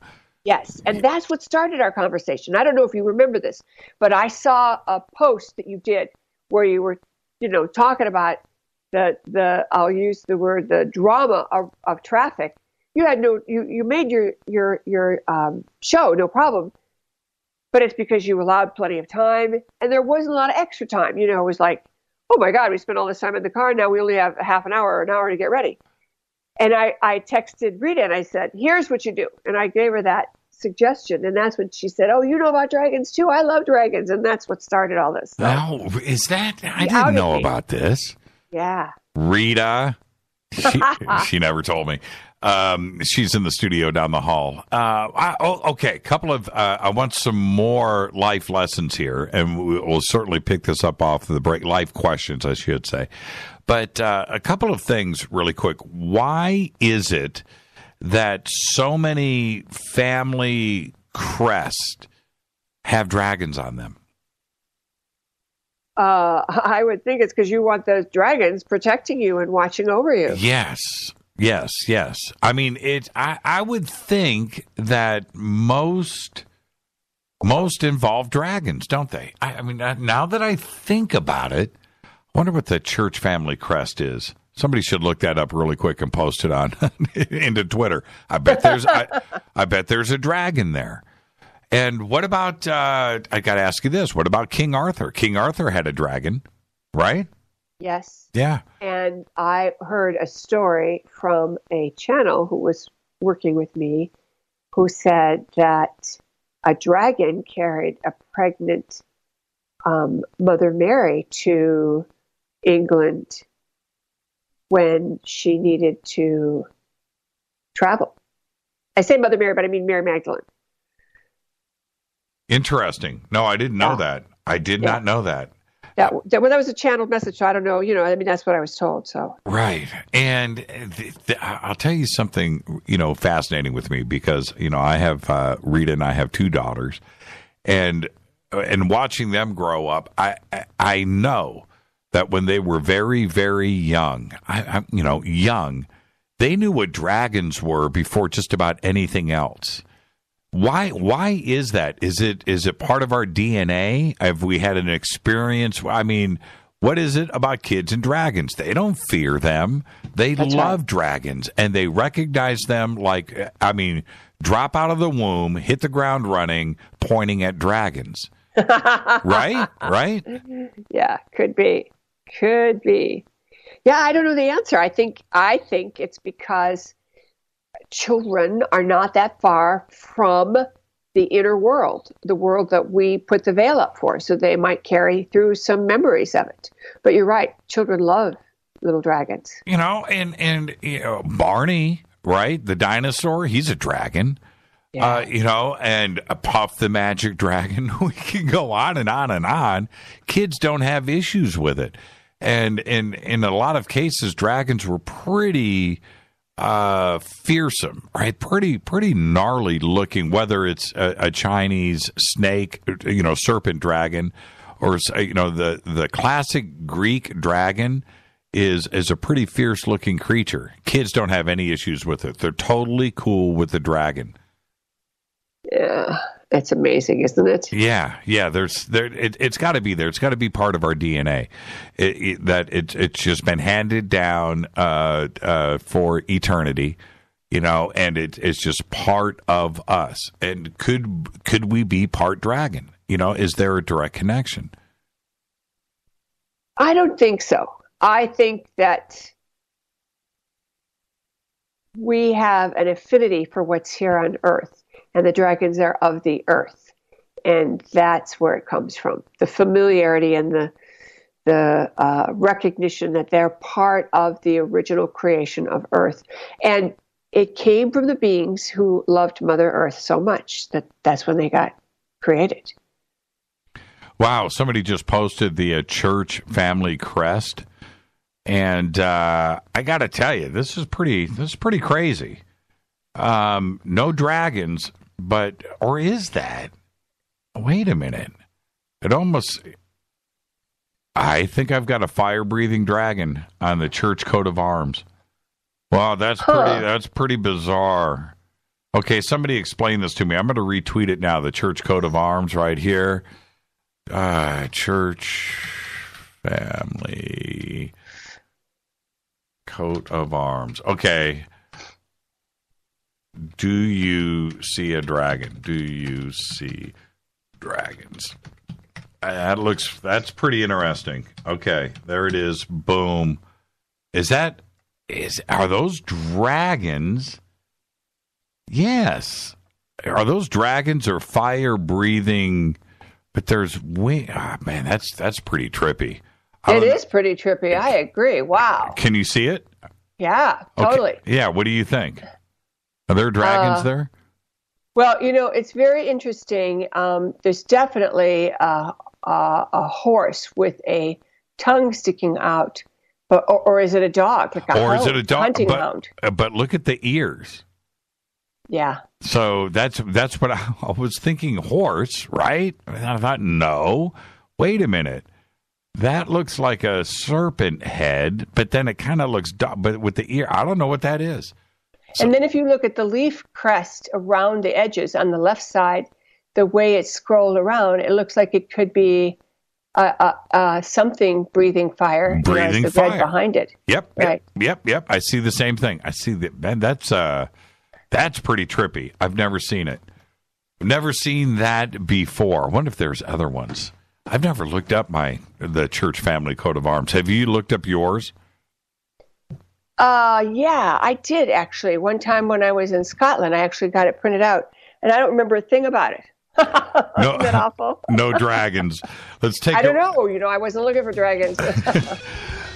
Let's take a break right here. Our guest tonight, Maureen St. Germain. Your phone calls are next. 323-825-5045. We'll be right back.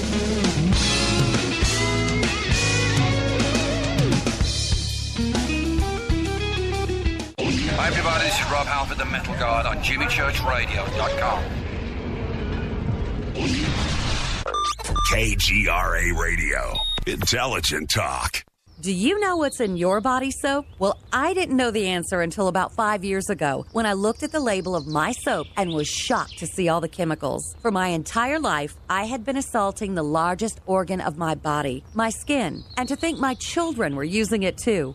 Well, a lot has changed since then. Today, my family and I operate Stone City Farms, where we make and sell all-natural goat milk soap using fresh goat milk from goats we raise on our farm. Our mission at Stone City Farm is to produce high-quality, all-natural goat milk soap for people who want a fresh, unrefined, natural product. At Stone City Farms, we offer scented and unscented soaps and a signature line of gift sets customizable to your needs. To see what our customers are saying, go to StoneCityFarm.com. Use the code NATURAL for a 20% discount. That's StoneCityFarm.com, code NATURAL for 20% off your order. You never know what could be hiding in your soap. So, you love talk radio? Then you'll love TalkStreamLive.com. TalkStream Live is always on, 24/7 with the best streaming talk shows. Find your favorite talkers and discover some new ones. It's free, readily available online or on any smartphone or tablet. Finding your favorite talk shows all in one place has gotten a whole lot easier. Just go to TalkStreamLive.com. Be sure to download the free apps from Google Play or the iTunes App Store. Would you like relief from muscle pain, headaches, and discomfort to sleep better, have more energy during the day, and just feel naturally amazing? Fibromalic can help. Its blend of malic acid and magnesium can provide pain relief and comfort for those who experience fibromyalgia. It helps your body absorb more oxygen, and it works quickly for a significant reduction in pain within 48 hours, all without a prescription. Ask for Fibromalic at health and vitamin shops or shop fibromalic.com. Did you know that when you're on the road with limited data or Wi-Fi available, you can still listen to every minute of Fade to Black by just calling 605-562-4482. No smartphone, app, or internet needed. It saves your data plan and no extra cost if you have unlimited minutes. Just call 605-562-4482. You can listen to me, Jimmy Church, on any phone, anytime, anywhere. Go Beckley Tappy.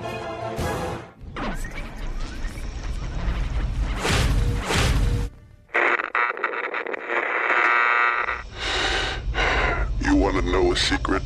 I love ponies. I really love ponies. I'm serious. I couldn't stay sane without ponies to brush. Why Fade to Black? Because you never got that pony, damn it. This is Fade to Black with Jimmy Church on the Game Changer Radio Network and KGRA, the Global Radio Alliance.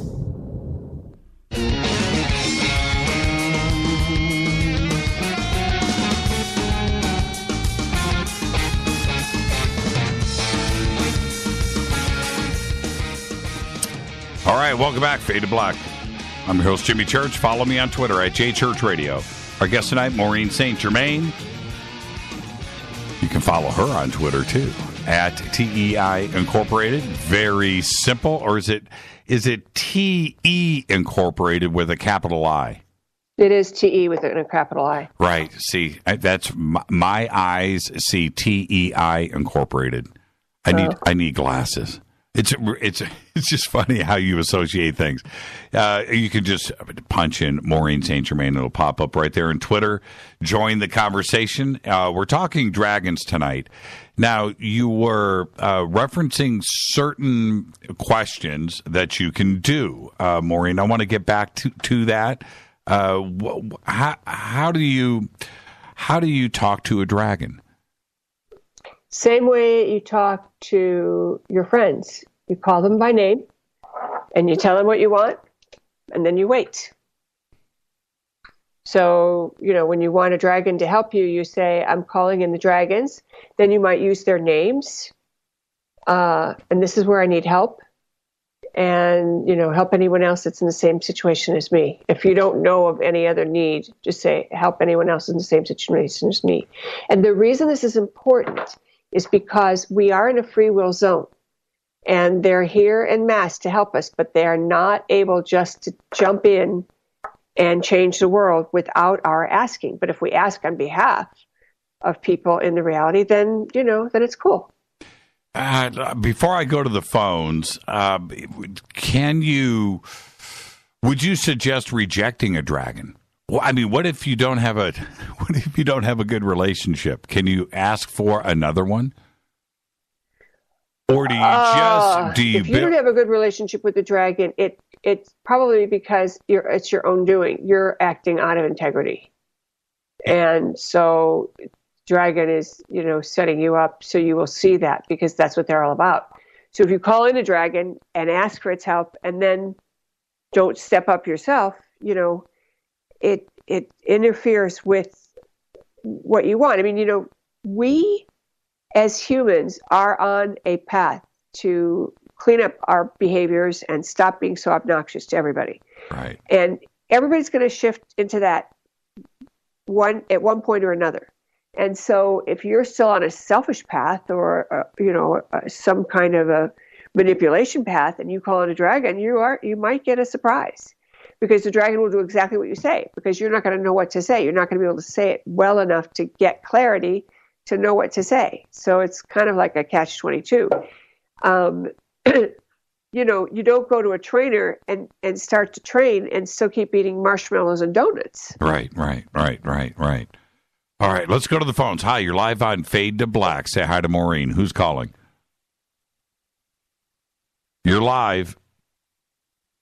Is it me? Yes. It is. Yes, you are next. Oh, wow. My name is Tina. Hi, Tina. What can I ask? I've Anything loved you this want. topic. We're talking Can I ask dragons. Yeah, we're talking dragons tonight, Tina. I know. This is exciting. I just wanted to know if Maureen can help me with my dragon, or should I just be personal? Everybody has dragons that are there waiting to help them. So all you have to do is ask, can you guys show up? Can you show up in my dream time? Can you help me? What do I need to know? Sometimes you don't even know what you need to know. So a dragon might help you figure that out. Okay. Tina. So that would be the thing to do. Yeah, Tina, so you have a dragon? This is my first time ever hearing this. Oh, did you try to get your dragon's name tonight during the show? No, because I was just listening, and I kind of got a name, but I'd really like to be more grounded. Okay. If you kind of got a name, you have to take it. And, sometimes the dragons will play jokes and they'll give us a funny name, like Goofy or, some Disney character or something like that, just to get your attention. But if you got a name, use it. And the way to use it is to say, all right, I got this name. If you don't like the name or you're not sure, just say, give me a sign that that's the correct name, or help me see that it's the correct name in some way. And then when you next want to have some help, figuring something out, understanding something, help in traffic, they're amazing in traffic. Call them by name and then see what happens. If it's not the right name, you're not going to get what you asked for. So how about money? How I knew money was coming up. And this is Maureen's one of Maureen's areas. So Maureen, are dragons there to help you with that? Yeah, it's a funny thing. This is very apropos, because as Jimmy Church well knows, I teach manifestation and I'm really good at it. And one of the things I teach people is every lie, every white lie, every fib tells the universe there's not enough. So if you find that you do that, and you might not even notice that you do it, right? You just might not notice that right away. When you call in the dragons and start helping you, they're going to help you notice when you're out of integrity. And lining up your thoughts, your words, and your actions is going into integrity. So, you're allowed to have a belief system or whatever you want as your standard of behavior, but it has to be applicable to you and that you believe it and apply it to yourself. A lot of times people will say one thing about somebody else, but then they don't apply it to themselves. Or, they say one thing, but they do another. And so when you're out of integrity with any kind of misinformation, and you're also trying to work with the dragons are going to point it out to you and put you in a place where you have to clean it up. So that's the good news, bad news. Now, once that happens, then you can ask the dragons to show you what you need to do, have plenty of money. And by the way, there are fifth dimensional golden dragons that will bring in tremendous abundance of every good and perfect gift, not just money. Because money is always used for a purpose. You don't just say, I want to have a pile of money so I can do whatever I want. You want a pile of money so you can take a vacation or send a kid to college or buy a car, whatever it is. So, you can be specific about, I need something, transportation. There is a freebie on that page that I gave everyone, which is MaureenSt.Germain.com/glow. And it's a downloadable meditation for bringing in that golden glow, and that energy of the golden dragons will come in with it. And then you can ask the golden dragons to help you with health issues, and all kinds of things. They're very powerful, very, very powerful. What's the difference? And maybe you answered this, but I wasn't listening. What's the difference between an angel and a dragon? Because it sounds like they do similar things. Excuse me. The dragons are from the earth, and they were created by Mother Earth as a being to assist humanity in its walk through the earth. The angels were created by the original creation, and they came directly from God. Got it. There you go, Tina. So, Tina. Thank you so much. Great show, huh? It's pretty fun. Fantastic. Very riveting. Absolutely. Absolutely. Tina, thank you. First time caller. Thank you, Tina. First time caller, and I'm never going to stop listening. Thank you, Tina. Excellent. Thank you. Thank you, Tina. Now, Maureen, I want you to be very clear here again with everybody. You are not naming your dragon. The name comes to you, correct? That is correct. Yeah, I know that there's going to be some confusion out there that somebody's going to attempt to name their dragon. That's not how this plays out. But keep in mind that maybe the dragon's been impressing you with this name for a while, knowing you were going to connect with the show and me at this time, and that is the name that the dragon has.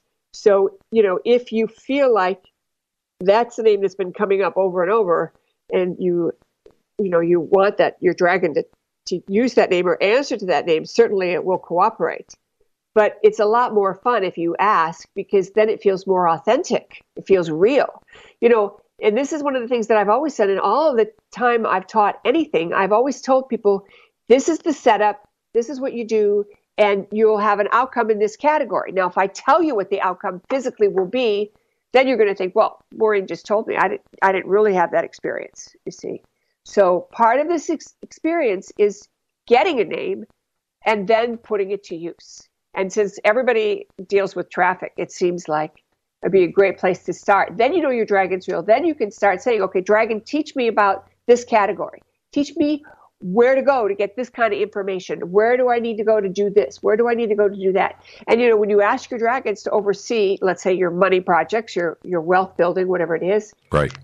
They're going to help you. They're going to match you with people. They're going to connect you with situations and opportunities. You still have to do your part. You still have to step up. You still have to show up. This is exciting. So everybody has got a dragon.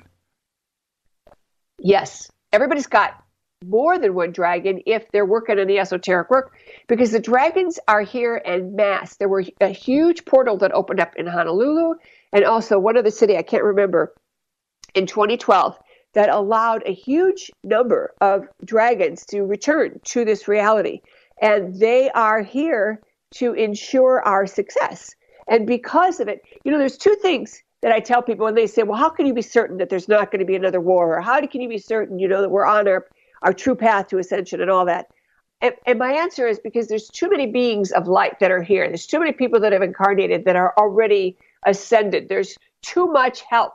These energies wouldn't be here if it weren't a fait accompli, if it weren't already a done deal. We just don't know the how yet, because there's multiple ways we can do it. When you ask someone, if you have a housekeeper and you say to her, I'd like the sheets washed and I'd like the floor mopped, you don't sit around telling her how to do it. You just give her the basic idea and she does it the way she does it. And if you don't like it, you'll ask her to change it. But basically, that's how these things work. You're asking for the broad-based help, and then you're going to be pushed in a direction that's going to give you what you want.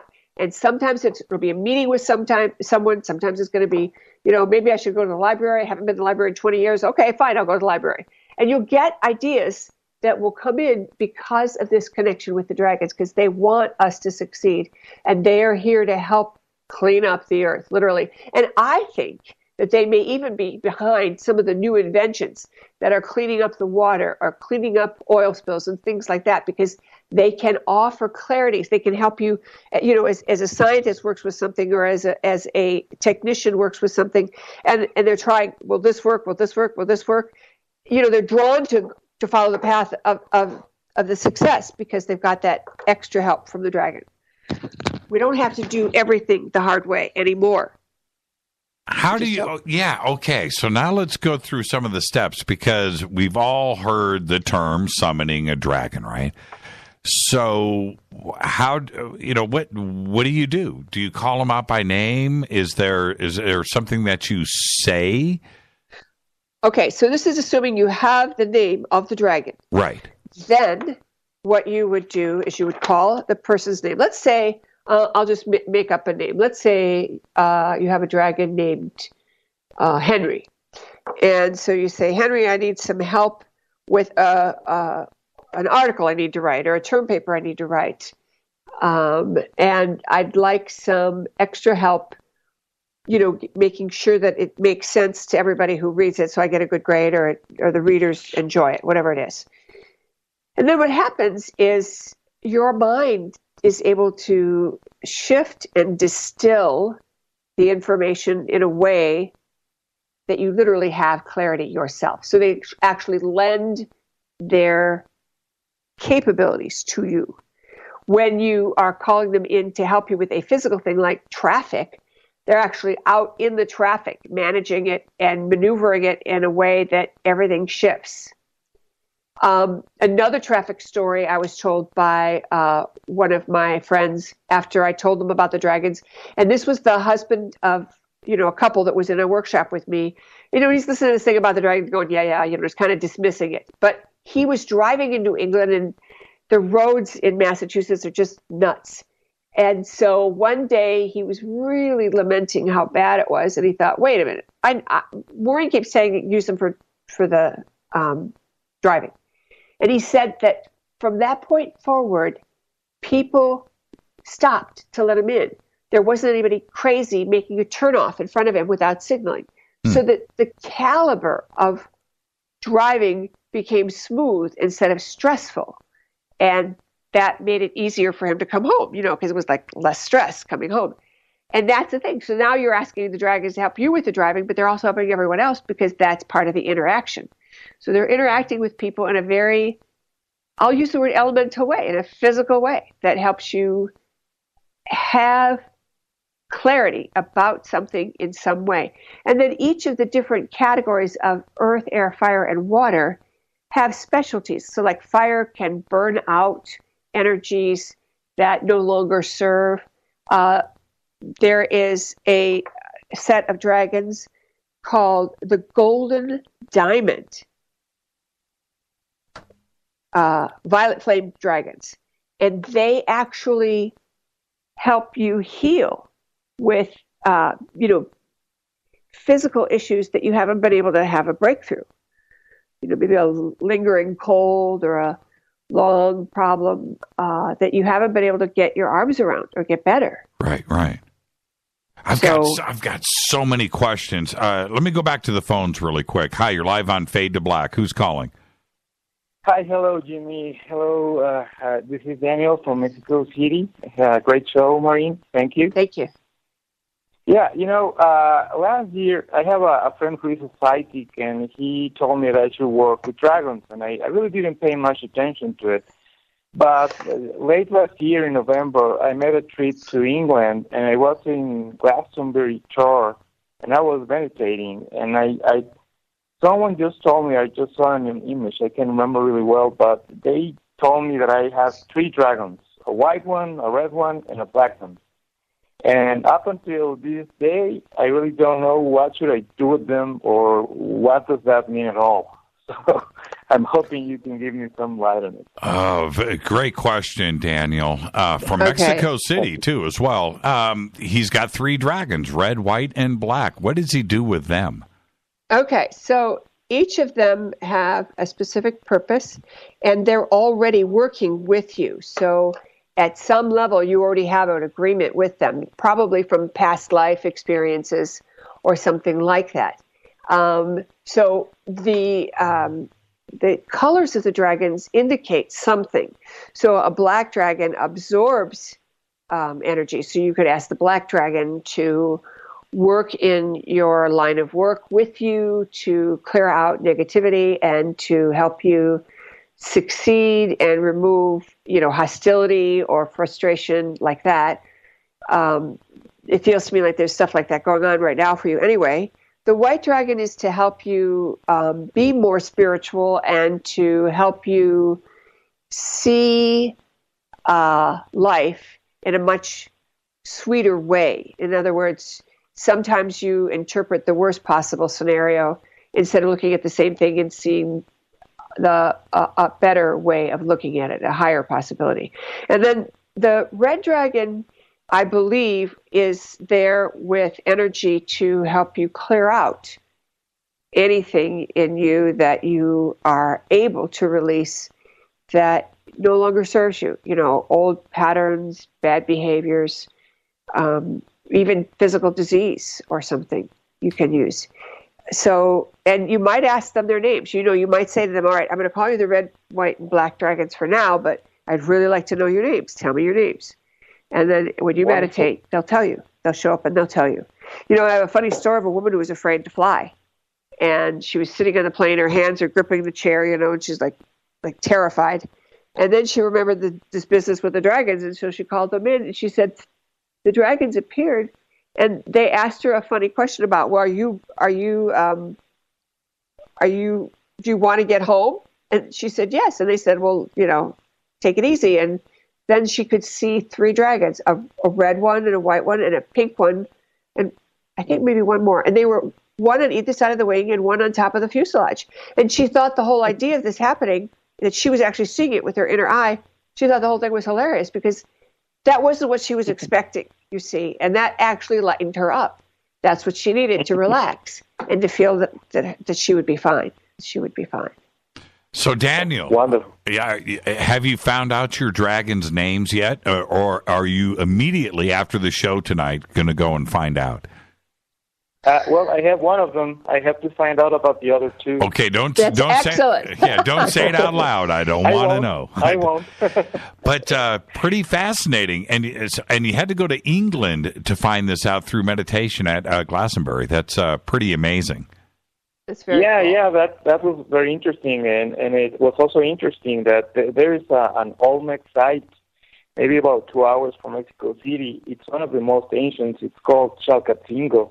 And there are some inscriptions in stone about dragons, which is amazing considering that it was not connected to, as far as we know, to other cultures, and they knew about dragons for some reason. Yeah, which is always my point when it comes to not only dragons, but architecture, dress, the different aspects of civilization where it's kind of weird. Did we have one continuous advancement of cultures that spread around the world, or were things taking off at their own rate? But nonetheless, these cultures all talk about and reference the same things, right? And that's fascinating to me. You have pyramids in Mexico City.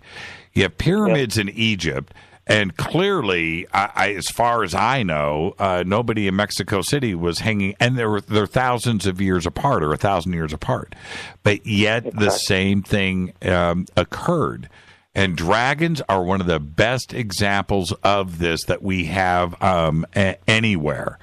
Every culture has a dragon in it. So, I think they're as real as anything, and that's my take. But it's not.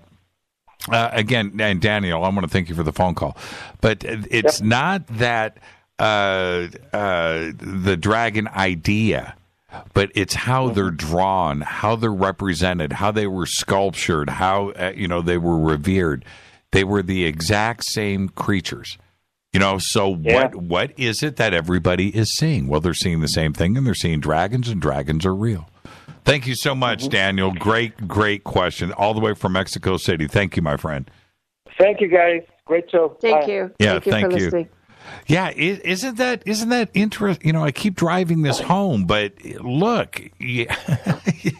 Well, I want to say, if there's anybody out there that has an interest or this has caught their eye, and they've never listened to the show before, they haven't listened in a long time, that was the dragons, because before the show, I was in meditation asking the dragons to round up all the people who needed to hear this show and to bring them, on board so that they would be able to hear it and benefit from what we had to give them. Now, how do you thank your dragon? If your pets, they do a good job, they do something right, they go to the bathroom outside, you give them a little treat, give them a little pat on the head. How do you thank your dragon? I think the way you thank your dragons is you offer your gratitude either in your thought or out loud. And you also tell your dragon stories, because that validates their presence and that invites other people to use their dragons. Can you maybe through an out-of-body experience or some kind of astral experience, can you go hang out with your dragon? I imagine so, but I don't know that that's useful.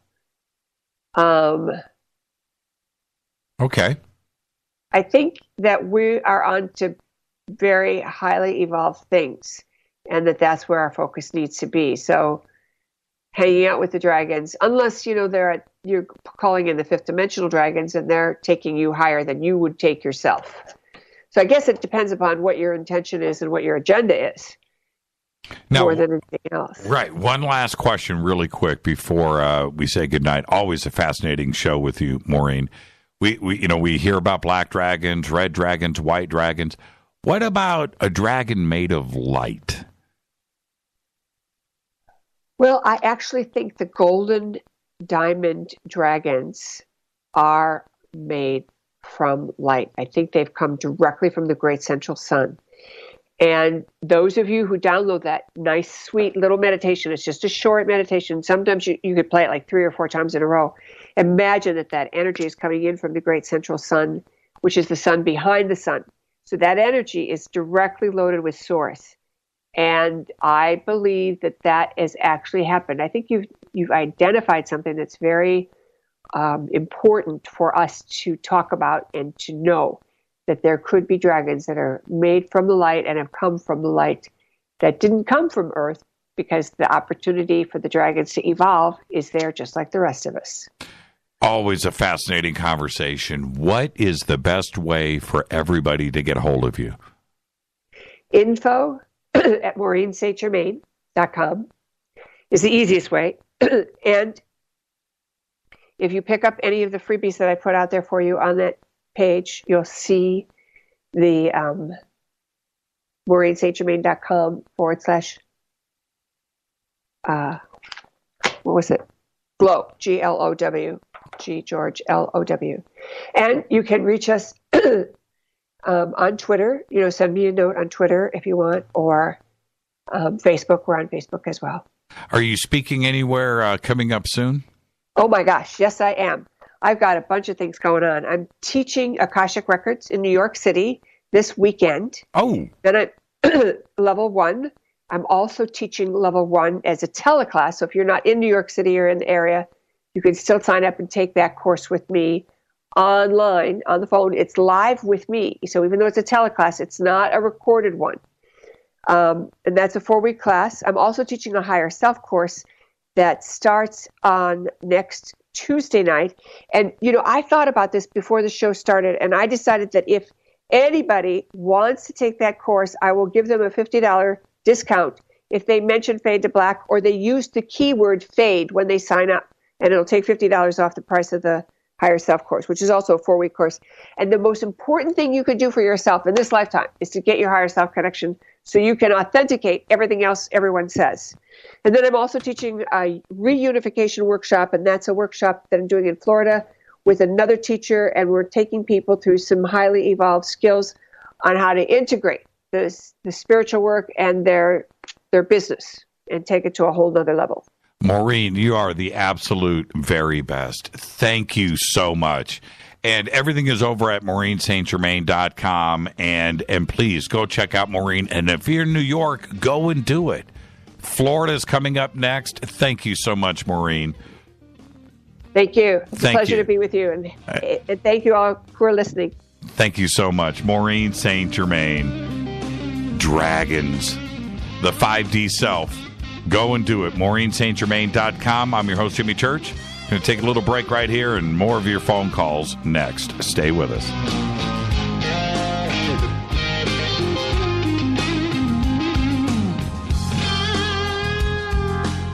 Hey, what up, y'all? It's your girl Vivica Fox here, and you are listening to my boy, Jimmy Church, on JimmyChurchRadio.com.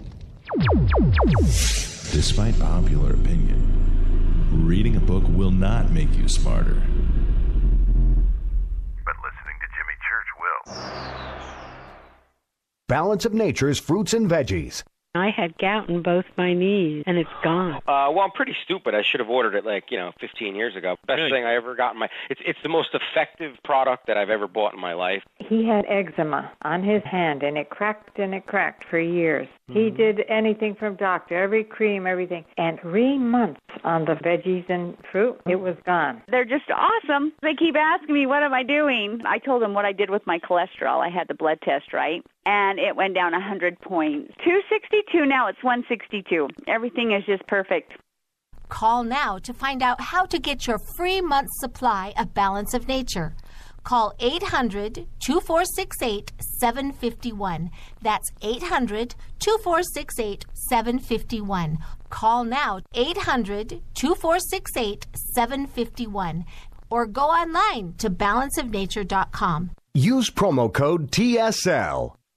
Would odors, mold, and mildew describe your basement or crawl space? It doesn't have to be that way. Transform them into a fresh, healthy, usable one with the technologically advanced Wave Moisture Control Units. The computerized operation maximizes moisture control and also expels harmful radon, combustion gases, and numerous other pollutants. Dehumidifiers are old technology that do nothing for air quality and waste energy. Wave units are intelligent, self-monitoring, do not need maintenance, and will save you hundreds in electricity. Wave units are still running effectively over 15 years. They've been tested and installed in public and military housing and by property managers nationwide. Buy a unit now, and if your home is not fresher and drier, you can return it for a full refund for up to 12 months. What have you got to lose? Call now. 1-888-618-WAVE. 1-888-618-WAVE. Or visit mydryhome.com. That's mydryhome.com. Wave Home Solutions for a healthy, comfortable home.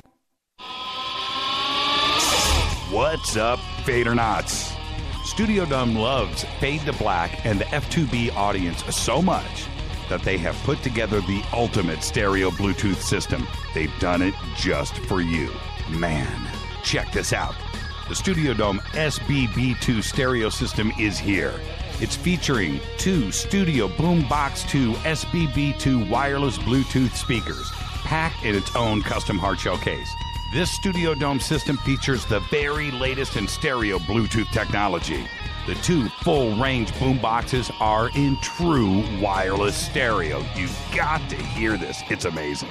It's just $129, and use the promo code JCRTWS, and you'll also get free shipping. It's simple. Just go to JimmyChurchRadio.com, click on the Studio Dome banner. Go Beckley Tepe.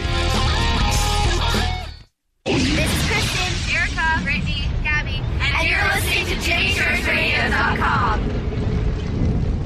It's not a lifestyle we chose. We were born this way. KGRARadio.com.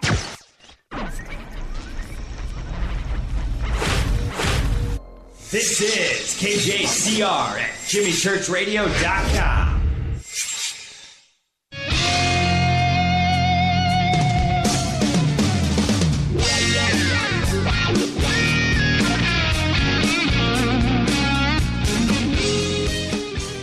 Welcome back, Fade to Black.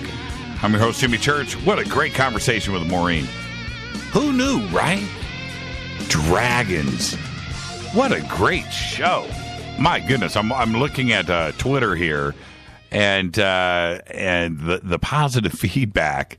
I mean, it's really trippy, isn't it? I mean, who knew, right? And the questions are still coming in, and just thank you, Maureen. Everybody can just go to JimmyChurchRadio.com, click on Maureen's website. It's right there. And go check her out. If you have an opportunity to go and take one of her classes and And not only about 5D, but the Akashic records and everything that she does. If you have the opportunity to go and hang out, go and do that. And like she just said, use the promo code FADE, F-A-D-E, online, and get yourself a nice little discount there, $50. There you go. All right. Thank you, Maureen. Wow. What a show. I mean, I learned a lot tonight. I did. And I am definitely going to find out the name of my dragon after the show tonight. And, well, you know, of course, I have Rita. You know, Rita. There you go. All right. 323-825. I feel a sneeze. There you go. You saw that on the bunker cam, didn't you? I hit the button just in time. Wow, that was bizarre. It just came out of nowhere. Was that my dragon? Was that my dragon talking to me? That was trippy. Just came out of nowhere. All right. Hello to everybody on the bunker cam. You just got to see the cough button in action. 323-825-5045. 323-825-5045. I have enough time to take a couple of phone calls before the end of the show. I got a couple of emails that I was checking out during the break about Bill O'Reilly. I think everybody is in shock about it. Look, this is some of the biggest news that is out there right now. And what, you know, when we're talking about North Korea or Syria and Russia and all of these problems in the world, to have something like this dominate the headlines. Bill O'Reilly was a force. Well, I'm already speaking about him in the past tense, right? But to not have him on Fox is a trippy thing. And there is a void that is going to be there. He's got his supporters. I think that there are a lot of people out there that were taken aback by these recent allegations. And when you move from allegations to obvious payoffs, you know, a $9 million payoff to an individual is you've moved on from the allegation phase, and you're past that. And I think a lot of people were really, really shocked because we have a certain image of him. I have said this over the years that I read his first autobiography, and I was very impressed. And the things that he went through in his life, in his career, on both a personal level and a professional level, are all in the book. And you read that, and then you see him on TV, and then you have this direct connection with somebody because you've read his personal accounts, and then you see him on TV, and I always enjoyed him. I did. I'm speaking about him in the past tense already. But I did.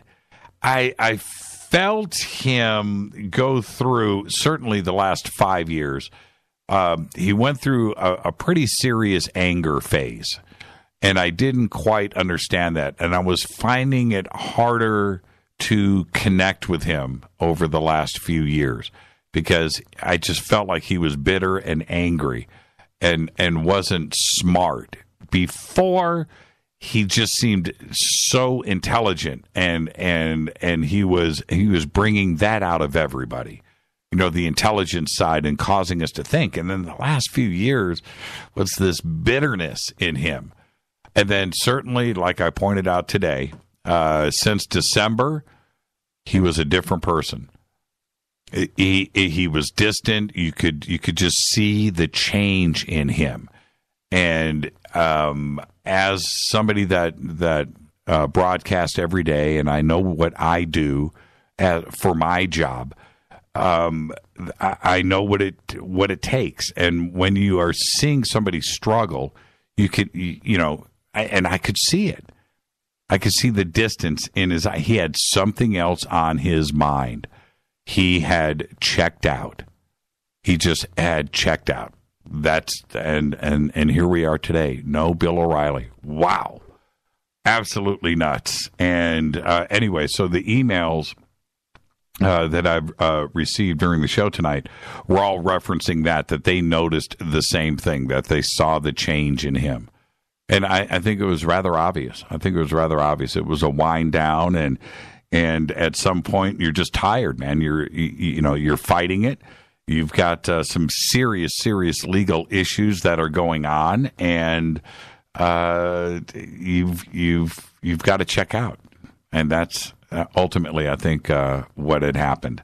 And I really believe that the Murdochs and Fox had made this decision a long time ago, because the programming changes were easy and evident and quick, and there you go. All right. So I appreciate the emails. I appreciate the comments, but that's something that we will be moving on from. I don't know what the ratings are going to be like. I don't know if the advertisers are going to come back. Some of them certainly will right out of the gate, because they need to advertise. But what does this do to Fox and the ratings? Now, the other thing that we need to directly comment about is the battle of fake news. And what not only Fox, but all of the mainstream news outlets went through over the last year. And how does this directly reflect back on top of all of that? I saw somebody, a writer for one of the big blogs out there, had said that, O'Reilly was instrumental in putting Trump in office. He had a lot to do with it, certainly. There's no doubt about it. Fox has a lot of influence and a lot of viewers. But, what does that do? What does that do with everything as we look back? It's going to be an interesting 2, 3, 4 months ahead, and what does he do with himself, and how does he land on his feet? All right, let's move on. I got a bunch of stuff I need to cover. Aaron Hernandez was found hanged in his Massachusetts prison cell this morning, and it was 5 days after his acquittal in a double murder case. And to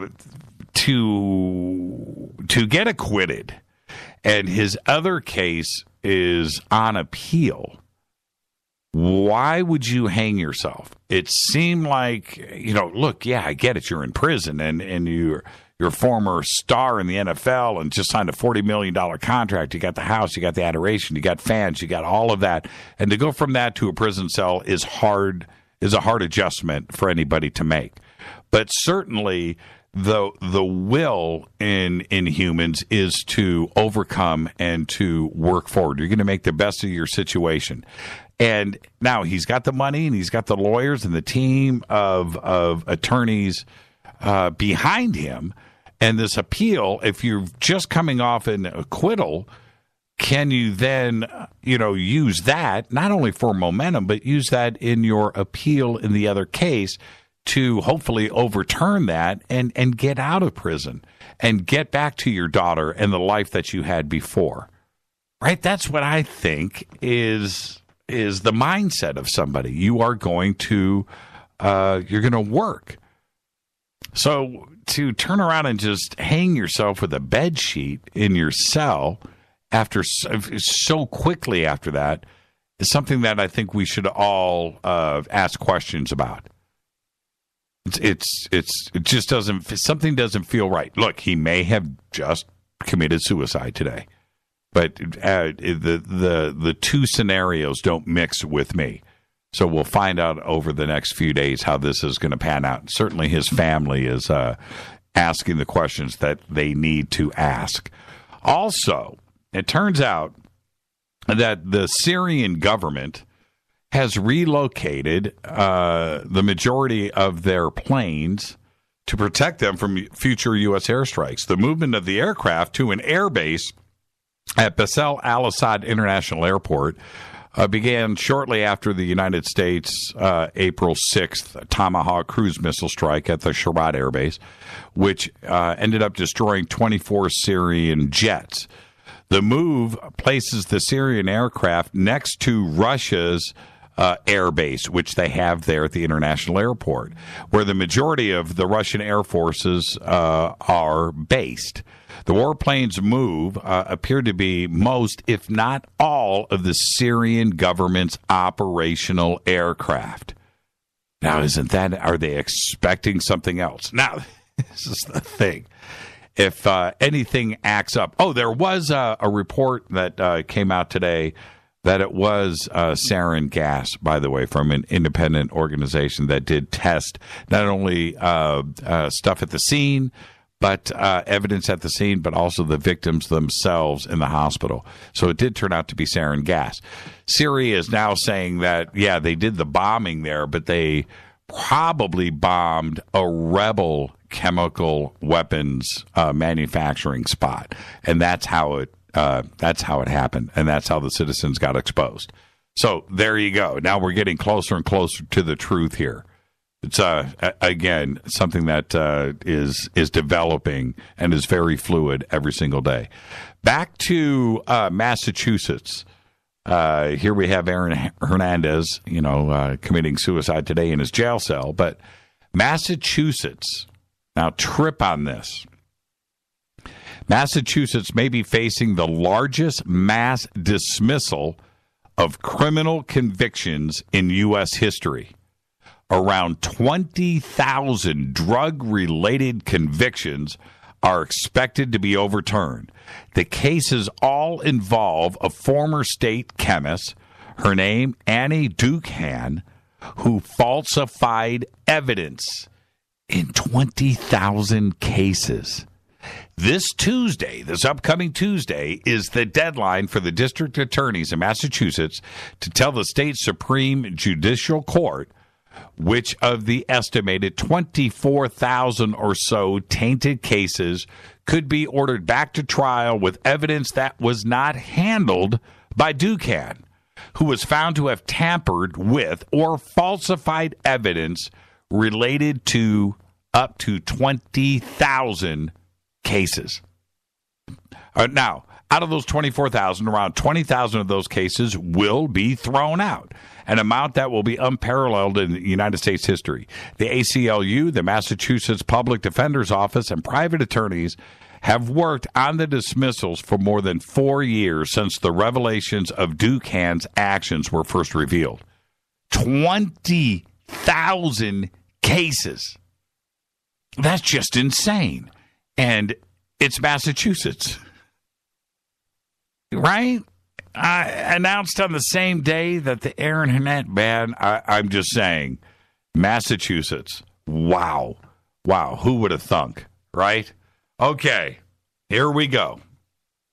On the heels of that, the FBI and the CIA are investigating hundreds of possible suspects in one of the biggest security breaches in the CIA's history.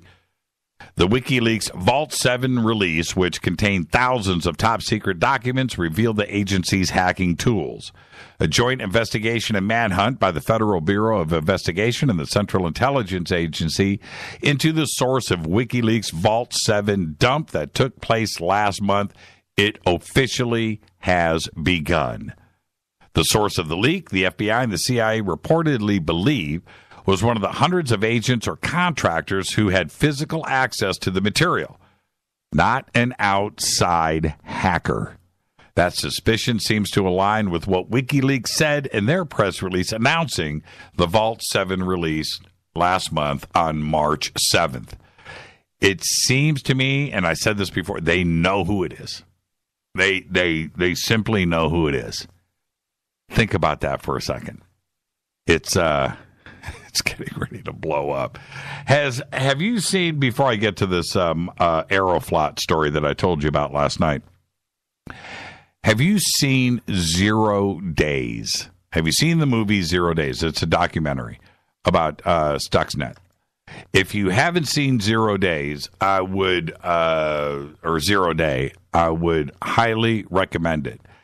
Over the next couple of weeks, I'm going to put together a presentation, not only on that, but it comes on the heels of what is going on with Iran right now. The documentary itself is not brand new.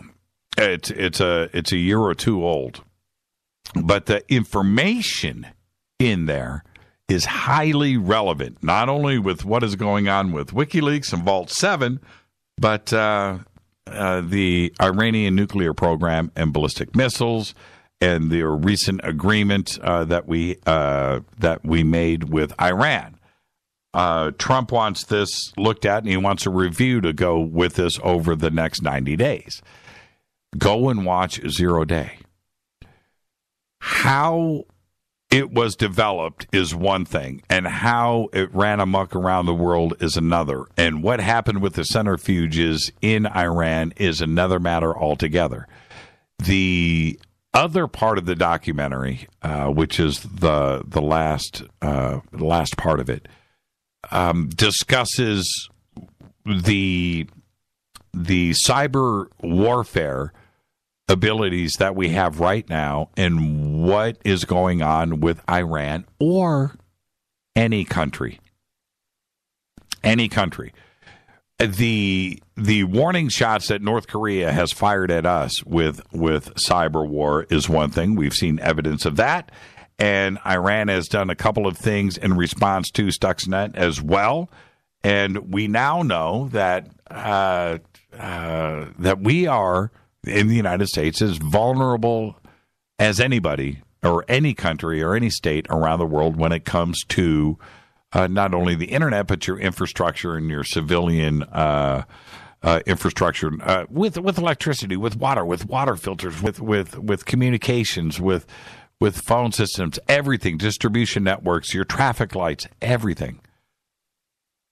That's why 0 Day is so important for you to go and watch, because as you not only hear me discuss this in the future, but I've talked about it so much in the past.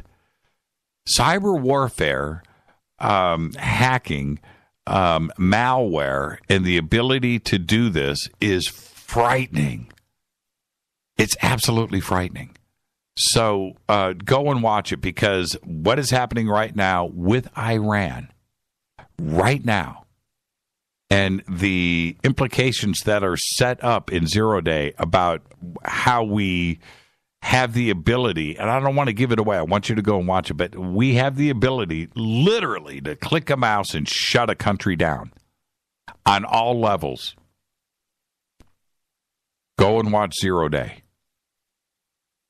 And then when you hear all of this rhetoric that is coming out of Washington, D.C. and Trump when it comes to North Korea or Russia or Iran or any other players out there right now where this is flying back and forth, and you could just name countries, the Philippines, whatever, right? Venezuela right now.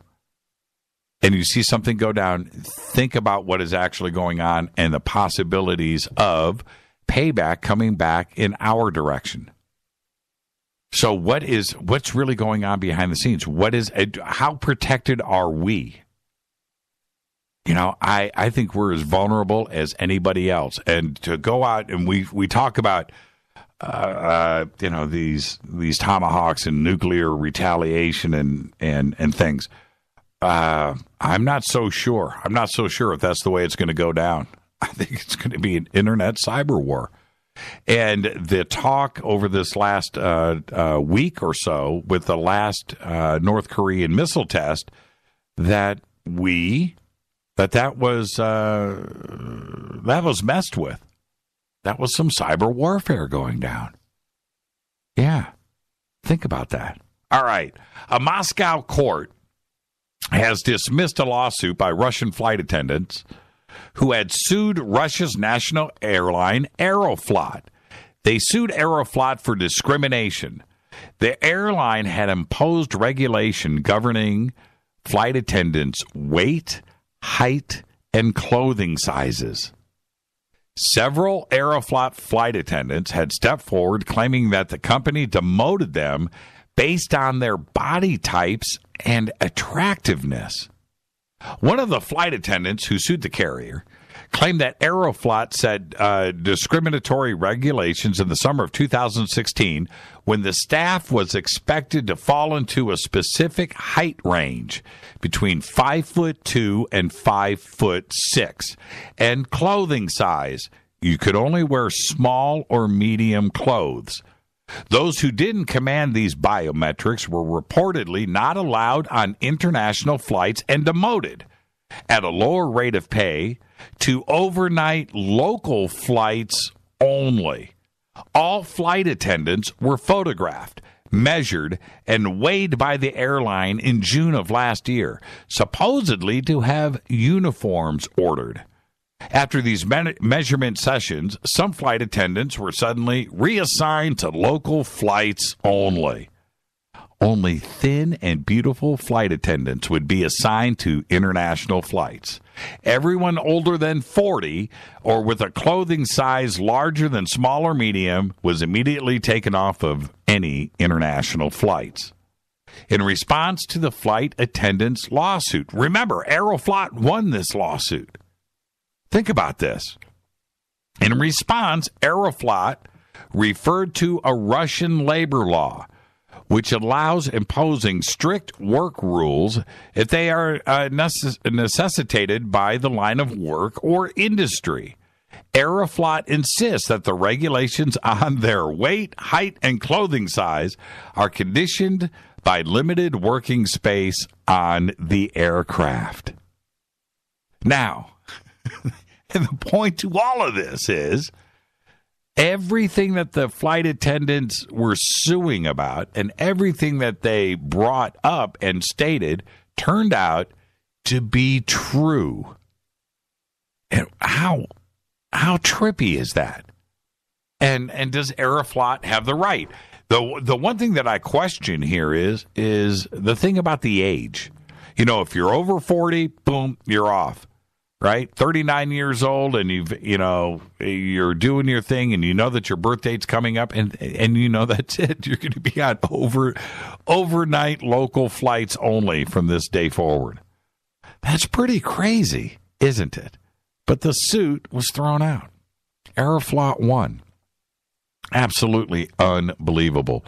Well, speaking of Russia, the man behind the Cal Exit movement, which pushed for California to secede from the Union, and yes, it was talked about, is now distancing himself from the controversial effort and said he is going to stay and live in Russia.